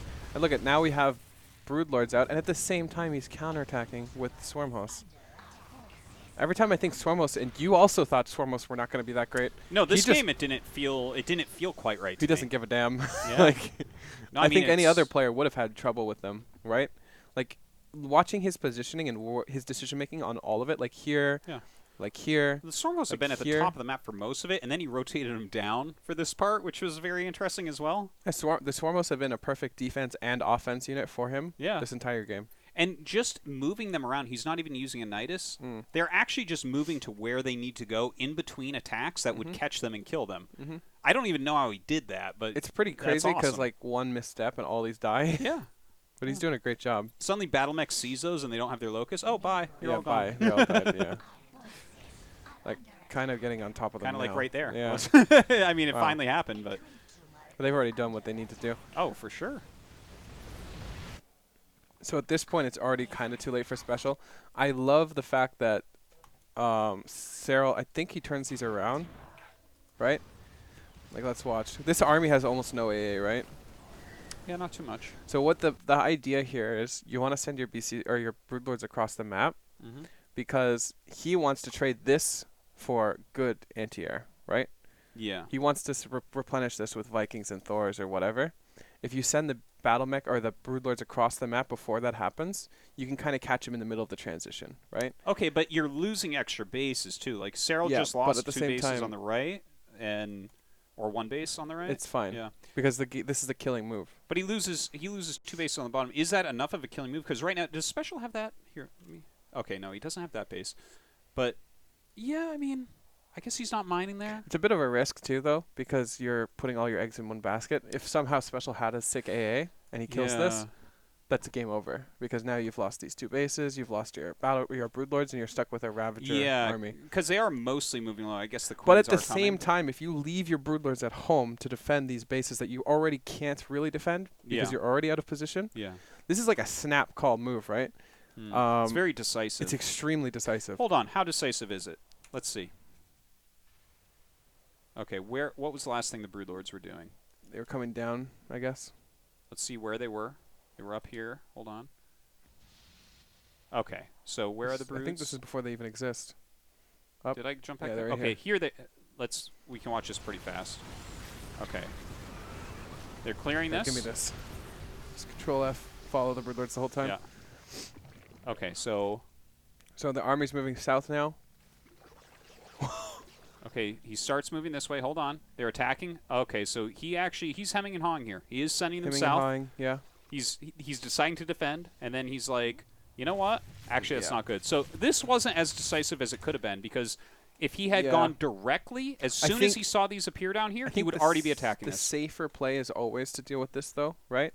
Like, the safer play is to defend your bases and build your army. Because, like I said, if this goes across the map and gets cleared up, he loses. I definitely like your analysis of it, and I think it's probably a right choice. But I think that this became a math problem for him, where he realized these weren't going to get down here. 100% agree. Yeah, and that's why he's attacking. But that's what I mean. Because, like, mathematically, I would say, if you could say the Broodlords were, like, let's say they were here. Yes. And you come down and you save this base and you save this base, he always does that, right? Yes, and the thing is, he thought for a moment he might be able to do that. Right. And as soon as he saw that he could not, he made the second best option, which is to simply go for it. But he lost about this much travel distance. Like, he would already be over here killing this. Agreed. So this was not perfectly decisive. And look, it's a hard decision to make, too, though. This is all. I'm getting chills again because this is so cool and fun to talk about, because Serral's so good already. But you can find these areas where he actually could get a lot better. Right. Imagine if the second this army pops up down here, I'm getting chills. Man, shit, it's cold in here. I'm liking this. If the moment this army appears down here, he sends the Broodlords over. Oh my God! That would have been sick. Yeah. Special would be there, like, what am I supposed to do? I at the same time, like, we're getting to like alpha star levels of just like calculation, because I think if it was less of a I think he would prefer to always come down here, right? Like, if that preference wasn't here. Well, you want to save the bases, yeah. Yeah, if that preference to save these bases wasn't there, he probably would have just sent them straight across. Watching this, like, it's super risky. This is just a big risk, and I don't think Serral is, like, necessarily a risk taker. You know what I mean? He doesn't necessarily need to be a risk taker. He just generally outplays his opponents. And losing these Broodlords, losing these 2 bases, is game ending. That is a game loss, right? Assuming the Broodlords come over here, they kill the CC, and they start killing Thors or whatever, or Vikings die, totally fine. He wins the game. But that's like a big risk that you don't, because you don't know how many units he has over here. It's hard to say. If he has 10 Vikings and 2 Thors, you're just dead. Yeah. So he takes this gamble to some extent.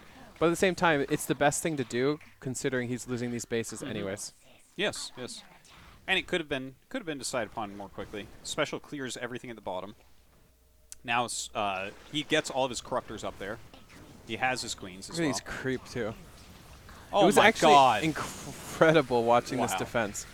Because I was like, maybe Special can just punch, Serral out of this game with this push.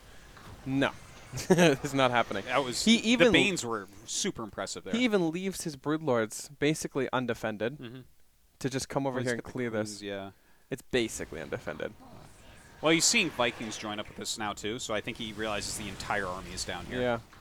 Look at this. It's basically just gone. Oh, that was awesome. So well played. And he even brings the Queen straight to use the corruptors that he has. Look, he does leave his Broodlords undefended, but if you kill the main army, what does it matter? He can just kill the main army and the last mining base. He can build Lings and whatever he wants now, right? Yeah. Like, because there's no ground army, even if he gets out a ton of Vikings.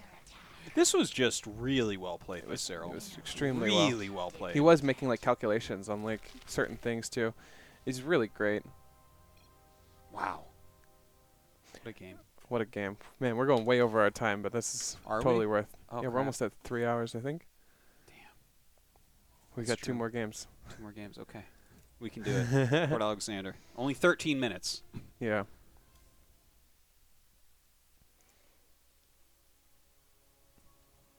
$700 viewers. Thank you all for watching. If you guys want to support, feel free to go to the Patreon, donate. Patreon.com/indepthsc2. We need money. We love you. So, all right, let's zoom it up a little bit.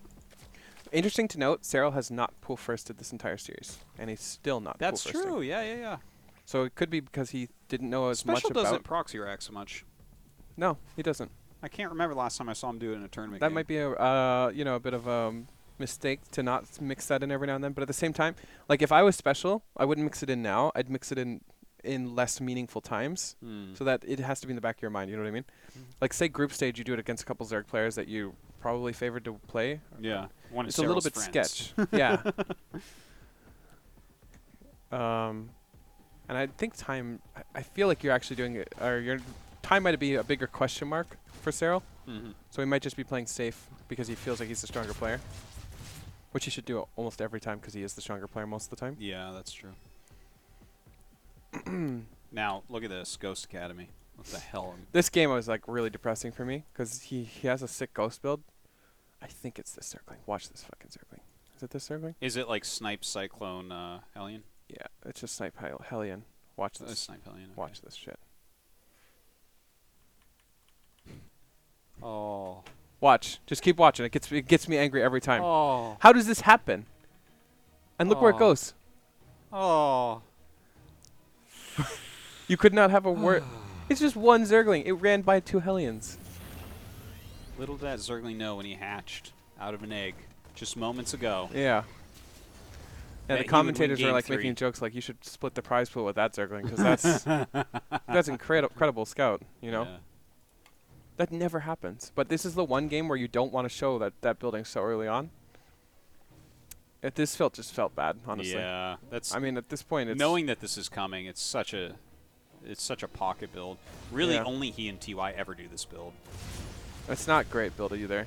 Like it's good because of its mystery. Yeah. But if it gets full scout, look, it's doing nothing. He didn't even kill 1 queen there. Ouch. And he's also not getting the armory, so it's not it's not like an all-in or something. It's just there's nothing going on. Ghosts are extremely expensive too. Look at all these queens. It's so sick though if he didn't get scouted. Yeah. Actually, so far it's been pretty good. I mean, it's not like Serral's doing super extra stuff, but just knowing what's coming. Hey, look at that. That's nice. Yeah, so far it's been doing really good. The problem is once this goes bad, he loses a ton of resources, you know? Feels like it's time to go home almost. I agree. He should take his victory and win. Look at this stuff. Yeah. Serral is so good at this stuff. Imagine knowing you could just morph 5 or 6 as a Baneling owner. Imagine just knowing you can morph 7 Banelings and go for it. Like, could have had a tank, could have had a Banshee, could have had whatever at home, could have had Hellions. What does he actually have? 4 Marines.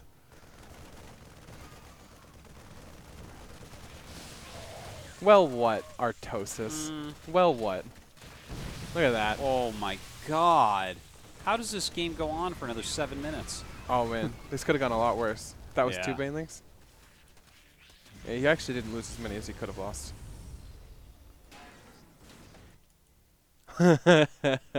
No, Marine tank army's just pushing me here. Not this game. Yeah, you can see a bit more of a focus on that. Yeah. It doesn't look like... I mean, especially if you're going to try that, I wonder? Ah! There's nothing up here. Jesus. Yeah, look, he does look like he has a bit more emphasis on that. But at this point, I think he would already be getting pushed. Plus, the whole early game doesn't lend itself to be like this. Look at him. He's just so good at his counterattacks, though. He's sending 4 Banes in. Oh, it actually... Is that actually looks he's like coming for it. He wants to do it, right? He must want... Nah, maybe this is just an attack on the 4th, because it's only 1 siege tank. Yeah. So it's not like the other builds that we were seeing. Look at this stuff. Yeah, the Bane counterattack, man. Pulled them out of vision just barely. Oh, Special had a sick reaction time.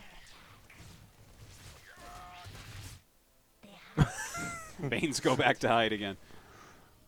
This is when you get burrow, so you can just like burrow them up here. Yeah. Look, I like how he looks like he wants to send them back down. Look at. Oh, now they're rolling banelings. Whew. Wow. Yeah. Imagine having that much APM that you can split like 5 Marines perfectly against 3 banelings or whatever it was. So I'm actually impressed that the game feels a bit more even than it thought it would be, considering the early game. Like the Ghosts didn't do much. The Banelings in the mineral line at the Nat did quite a bit of damage. But it seems like he's in pretty bad shape. No, he's in bad shape, don't get me wrong. But when the supplies are 146 to 133 after all of that, that feels not terrible. The big thing here, I think, is the economy. Well, I could have seen this game already being over. I definitely agree with that. Yeah. But it doesn't feel like there's anything to be done. You know what I mean? I'm like looking at this. Like, yeah, man, Serral's having his way with you right now. Yeah. I mean, it should be that way, though, too. It should be. Yeah, But it's 13-minute replay. Yeah. No, he lasts a startling amount of time, but it feels like Serral's being very careful to do this perfectly. Like, look at this creep spread right now. Yeah. How are you... Look at these queens.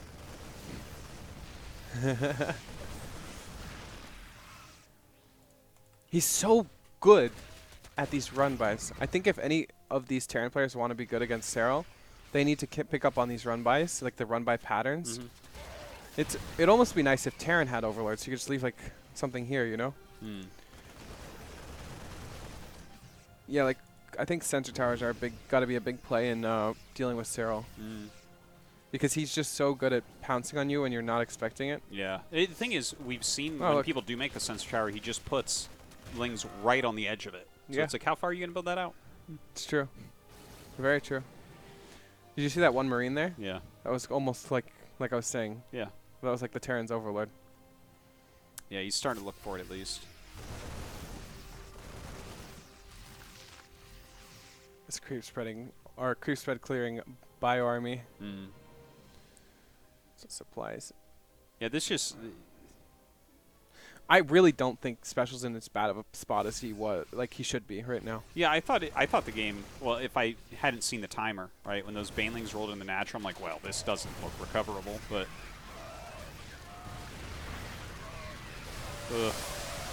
that's not even a terrible fight. Really isn't. 170 supply to 162. He lost what? A tank? Like, it's not a great fight, but it's not terrible. Like, that was a fight off of creep. Yeah. I mean, what you're saying is technically true. Ooh. He's really his fast. reactions are great.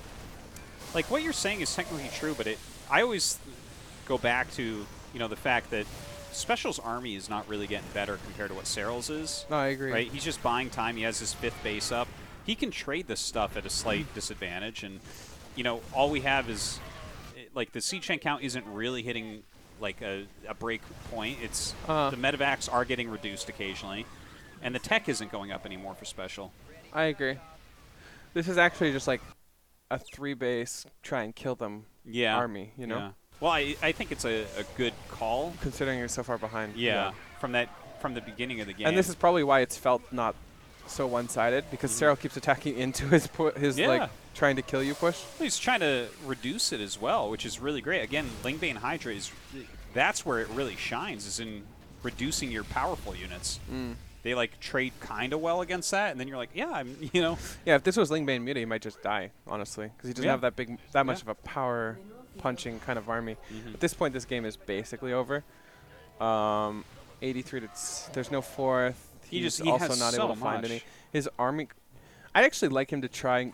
If he had tried to go for a little bit of a later army composition, because he had such a fast Ghost Academy, that might have been an interesting way to play it out. But I think at the same time, you're very vulnerable to just a push killing you if you do that, because you don't have as much bio. I want to mention also, again, I love the Ultras in this situation with this type of creep spread against this type of comp he's up against. You're just never going to die. Special's playing a great game, honestly. It just feels like Serral's on another level right now. Like, every run by is really been dealt with on another level, comparing it to time or somebody else. Yeah. Right? Yeah. All right, that one was not as good as the other ones, but no, I mean that Link scouting it just felt like it's a too trash bad game. because I mean I like to see builds like that pulled out from time to time. It definitely does well, right? Like watching that replay, I felt like that build did enough to justify itself, but it's hard to say. Like he overstayed his welcome. At some point, you are giving up a lot to get that ghost. I don't think killing a few queens is quite enough, personally. Like 8. You know what you got to do? You got to couple that with a battle cruiser. You can look at the value and be like, okay, I guess like if only ghost didn't cost 1 million resources, you open up with the ghost heli and snipe a bunch of queens, and then teleport a battle cruiser in. Damn. Yeah, but there's too much gas, I think. Yeah. All right, so this is the last game. All of the games lasting longer than 10 minutes. I think I fell asleep around this one, so I don't know. Well, that's all right. I do know. We're going to see a Hellion drop into Bio against Lingbane Hydra once again. Yeah, Serral really doesn't like the Spire stuff. I wonder why. I wish I was an interviewer. I could one day be Smix. One day. Yeah, that would be cool. To be fair, it's really hard to pick up on these things without watching the replays too, though. Like, some of this stuff I'd never even thought about until you really deep dive into the replay and slow things down. Like, for example, no commentator in their ever would see that Tech Lab thing. You know what I mean? Oh, whether like or not it was just such a split-second thing. Well, when things like that happen, and you need the vision of Serral too. Nick and I will literally be like, "Did he see it? I don't know. I think he saw it. I think he did see it." Yeah. You know, and it's you're like, "I don't know." It would be impossible, right? And we had to rewind and like slow it down and look at it. We still aren't even sure. Yeah. We slowed it down, and we're still not. We even had to sure. wait for the melee upgrade to be like, "Okay, probably." Like, we still have no idea. Yeah, you probably didn't know. Yeah, there's a lot of stuff. This is kind of why I like in-depth, because it's just a whole new thing. Oh, just going over replays and rewinding them and looking at them again. This is something I do in my free time anyways, so I may as well do it with you here and 4 people. Yeah. And 750 people watching live. Yeah. Thank you guys for watching. Starport on the map. Totally normal place to build your starport. Do you... Do you think this is actually that good to build your starport here for the medevac? Is it necessary? Is it completely necessary? It's not completely necessary, no. But I mean, you're going to build more than that, right? You probably make a Liberator right after that. Does he get a third CC with this? Probably. I would imagine. It's quite interesting. Did that just get scouted? It did. Oh wow. Serral's pretty good, it turns out. He didn't even react to it yet. Okay, well he knows about it. That's for sure. Does he know? I mean, he knows, but like, did he know because of the starport? Have to. I can't imagine him just seeing that red dot and being like, oh. Well. He just looked at it. Do you actually think he knew what it was? Yeah, of course he did. The size of it. Yeah, but why look at it? Because you already know if it should be a starport, right? It's not like he had vision of it earlier or of it when now. When did he look at it? Just watch. Watch his camera.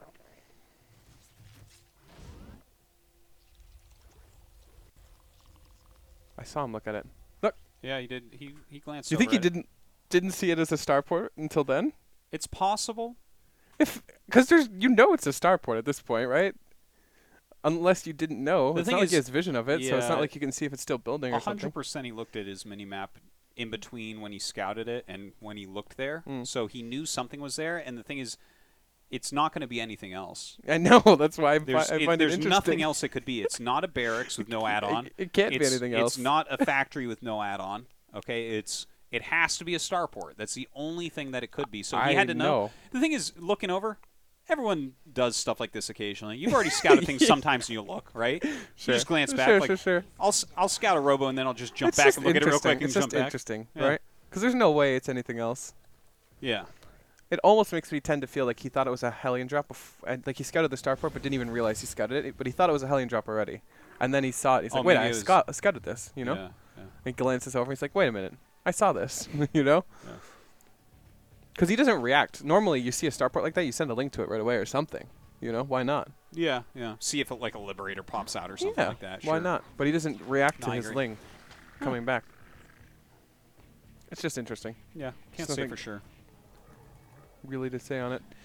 Also notice he doesn't send his Overlord in because he knows what it is already.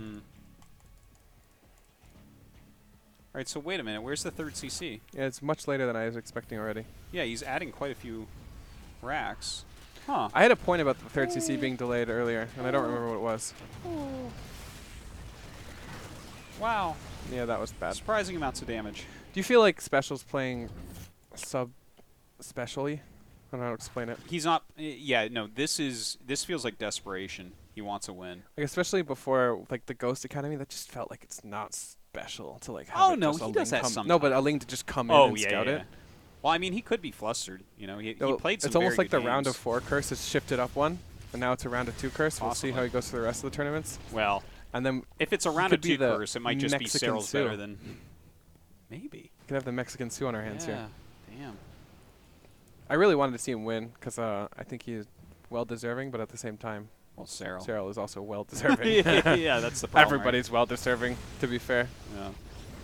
All right. So at this point, I already feel like he's in a pretty bad spot.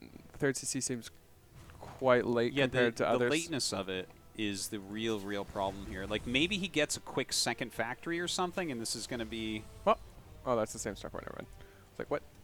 You built a second starport? It's not used to the starport being here. I mean, he's just kind of macroing, and that's it. How much do I have to get you to do in-depth on Florencio? Actually, thank you for the bits, man. I would like to do stuff like Florencio, Haas, players along. I would like Max Packs, even though we just kind of figured him out, you know, as a person. Maybe one day. Yeah, I mean, we just got the WCS replay, so we'll probably be doing WCS for a little bit. Well, definitely. But, if we ever run out of stuff to do, we'll deep dive random people. Yeah, no, there's a lot of interesting things we do want to do. My favorite episode so far is deep dive on patience, so maybe deep dives on specific players when we don't have tournaments would be really interesting. Yeah, I think that's a great way to fill in between. Yeah, because we can always get replays of those players if we ask them to. Yeah. And be like, yeah, if they watch the patience one, they probably never give us a replay, though. Maybe.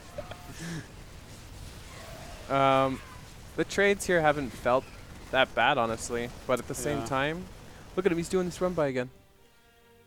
This one felt a little bit slower than, like, if you wait too long, this is another thing of a run by, there's like a run by, it's like, I don't know, there's a way of doing it, because if you wait too long, they'll have their reinforcements here to deal with it, and if you wait too early, you'll catch them, like, moving out.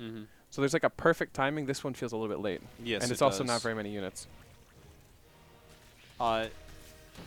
This game is a little bit different from the others too. It feels like special. Like I'm glad that he got that base, and I think he should have been able to kill that base almost no matter what with the build order he used. That was bad. He could actually just pick that up, but he lost it. But yeah, like special kind of powered extra heavy this game. Like there's not a lot of finesse after the Hellion drop. It's just been like I'm going to make a lot of units and I'm going to attack you. And look, yeah, he's just adding more barracks, like 9 Marines at a time. This is the same as the last game, even. You know? He actually never even started his 2-2 until just now. Okay. And no second factory or anything. So I think at this point he might already be kind of checking out. Yeah. Like, I know it's hard to say that. It feels like a very hard victory from here. It feels like at this point he's not as caring. He's more like going for the throat even. This is the kind of stuff I feel you do when you're kind of checked out as a player in a tournament or whatever. Yeah. When you start just blindly going for it, like it's not abnormal either. He's tried a lot of different techniques to win. Like he used his battlecruiser play, which I think is his best stuff, and that gave us a really great game, right? He tried the ghost build. It got scouted, unfortunately. Everything kind of went wrong. And the last two just feel like the brute force effort. This one's a brute force effort. He's like, I'm going to have as many units as you can really have and keep attacking. Which I think it's fine to mix something like this in. Maybe it looks worse because it's game 4 out of a 4-0. So maybe that our perception of it is checking out. But it's like this is not a strategy that is not viable. Like no, you can play it's viable. This stuff is good, right? Yeah.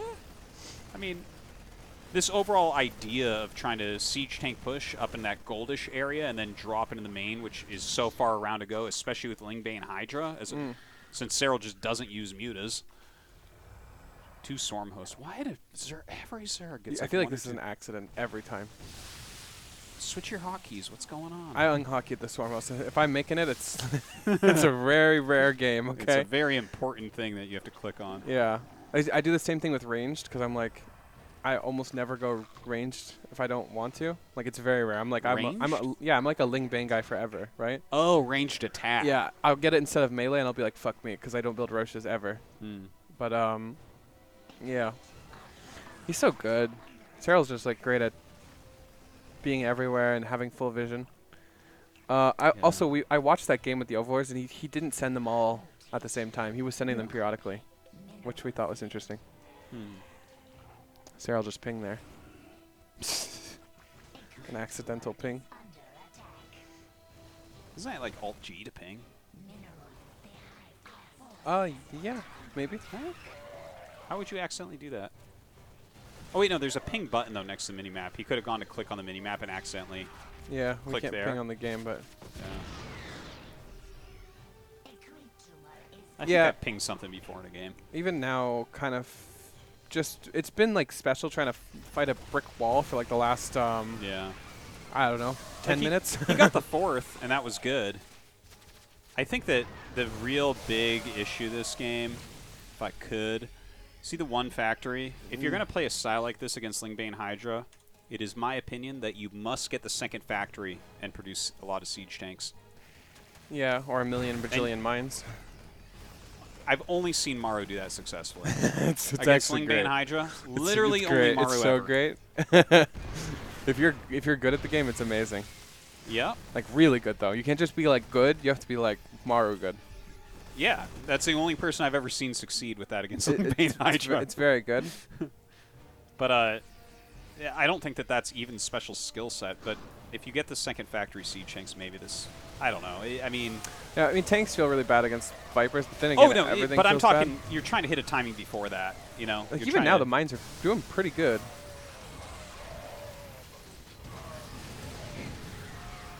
Yeah, like they're definitely doing good. Yeah, no, those did well. The thing is, Serral is attacking like very aggressively. If he was in a position where this could go super wrong, I don't think he'd be here. Oh my God, those blinding clouds are so crazy. Now imagine if we had double these mines. Here's the thing with mines: somehow your overseer always dies. I shit you not. It's just the first thing to die. Yeah, from and then here it seems impossible. I mean, yeah, I agree. Pretty good. Yeah, there's not much to say, honestly. Yeah. This game has the least amount of things to go in depth on because it's mostly special trying to break Serral for the entire period of the game. Yeah, and Serral's just forwarding everything. It's pretty straightforward. There's nothing like super tricky or anything going on that I can spot. You know, just a regular game of StarCraft. Not every game can be a beautiful work of art. So far, my favorite game is the time game. Oh, that time game was amazing. Because I think it shows a true interest in trying to change the current state of like the meta. You know what I mean? Yes, absolutely. Like he's trying to do it his own way that he feels more comfortable with, and that's just tearing you apart. Yeah. And look at his injects. Holy shit. Yeah, that was Did you see that? And we're on normal speed right now, guys. This is the actual speed of the game. This is the actual speed of the game. Watch how fast his injects are. He's like microing his Lingbane Hydra. Jesus. The fuck? How do you do that without your queens going everywhere? Does he... Wait. Are these his injecting queens? Let's see this one. Okay, maybe no. What? Am I clicking on something wrong? Maybe it is his injecting queens. Wow, that was insane. That was such a fast inject. Yeah, that was really cool. See, the problem is you can do those backspace injects, but the queens just run around in circles. I think that's actually camera hotkey inject. Oh, it could be, yeah. No. The thing is, you can set a ridiculous amount of camera hotkeys. Let's go back one so more it's time. totally doable. I just want to see if he goes to all of his bases or if he just goes to his extremity bases. And then we're basically done. Okay, so here comes the injects very soon. So if he goes to like... Oh my god, it's too fast. I think that's actually backspace though, right? Yeah, he went to some of the other bases. Did he go to any of his macro hatches? Does he have a macro hatch? No, he doesn't have any. Okay, that doesn't count. But Just I'm pretty hatch sure surveys. that was backspace. Yeah, I think it was. Really cool, though. Yeah. Well, I think that kind of does it for... Yeah. This is our longest episode yet. 3 it? hours. Jeez. But... really good stuff, though. Yeah. If we had another 3 hours to do more, we probably wouldn't run out of stuff to talk about. I think we'll probably do some more WCS stuff next week as well. Let me check if we have any questions.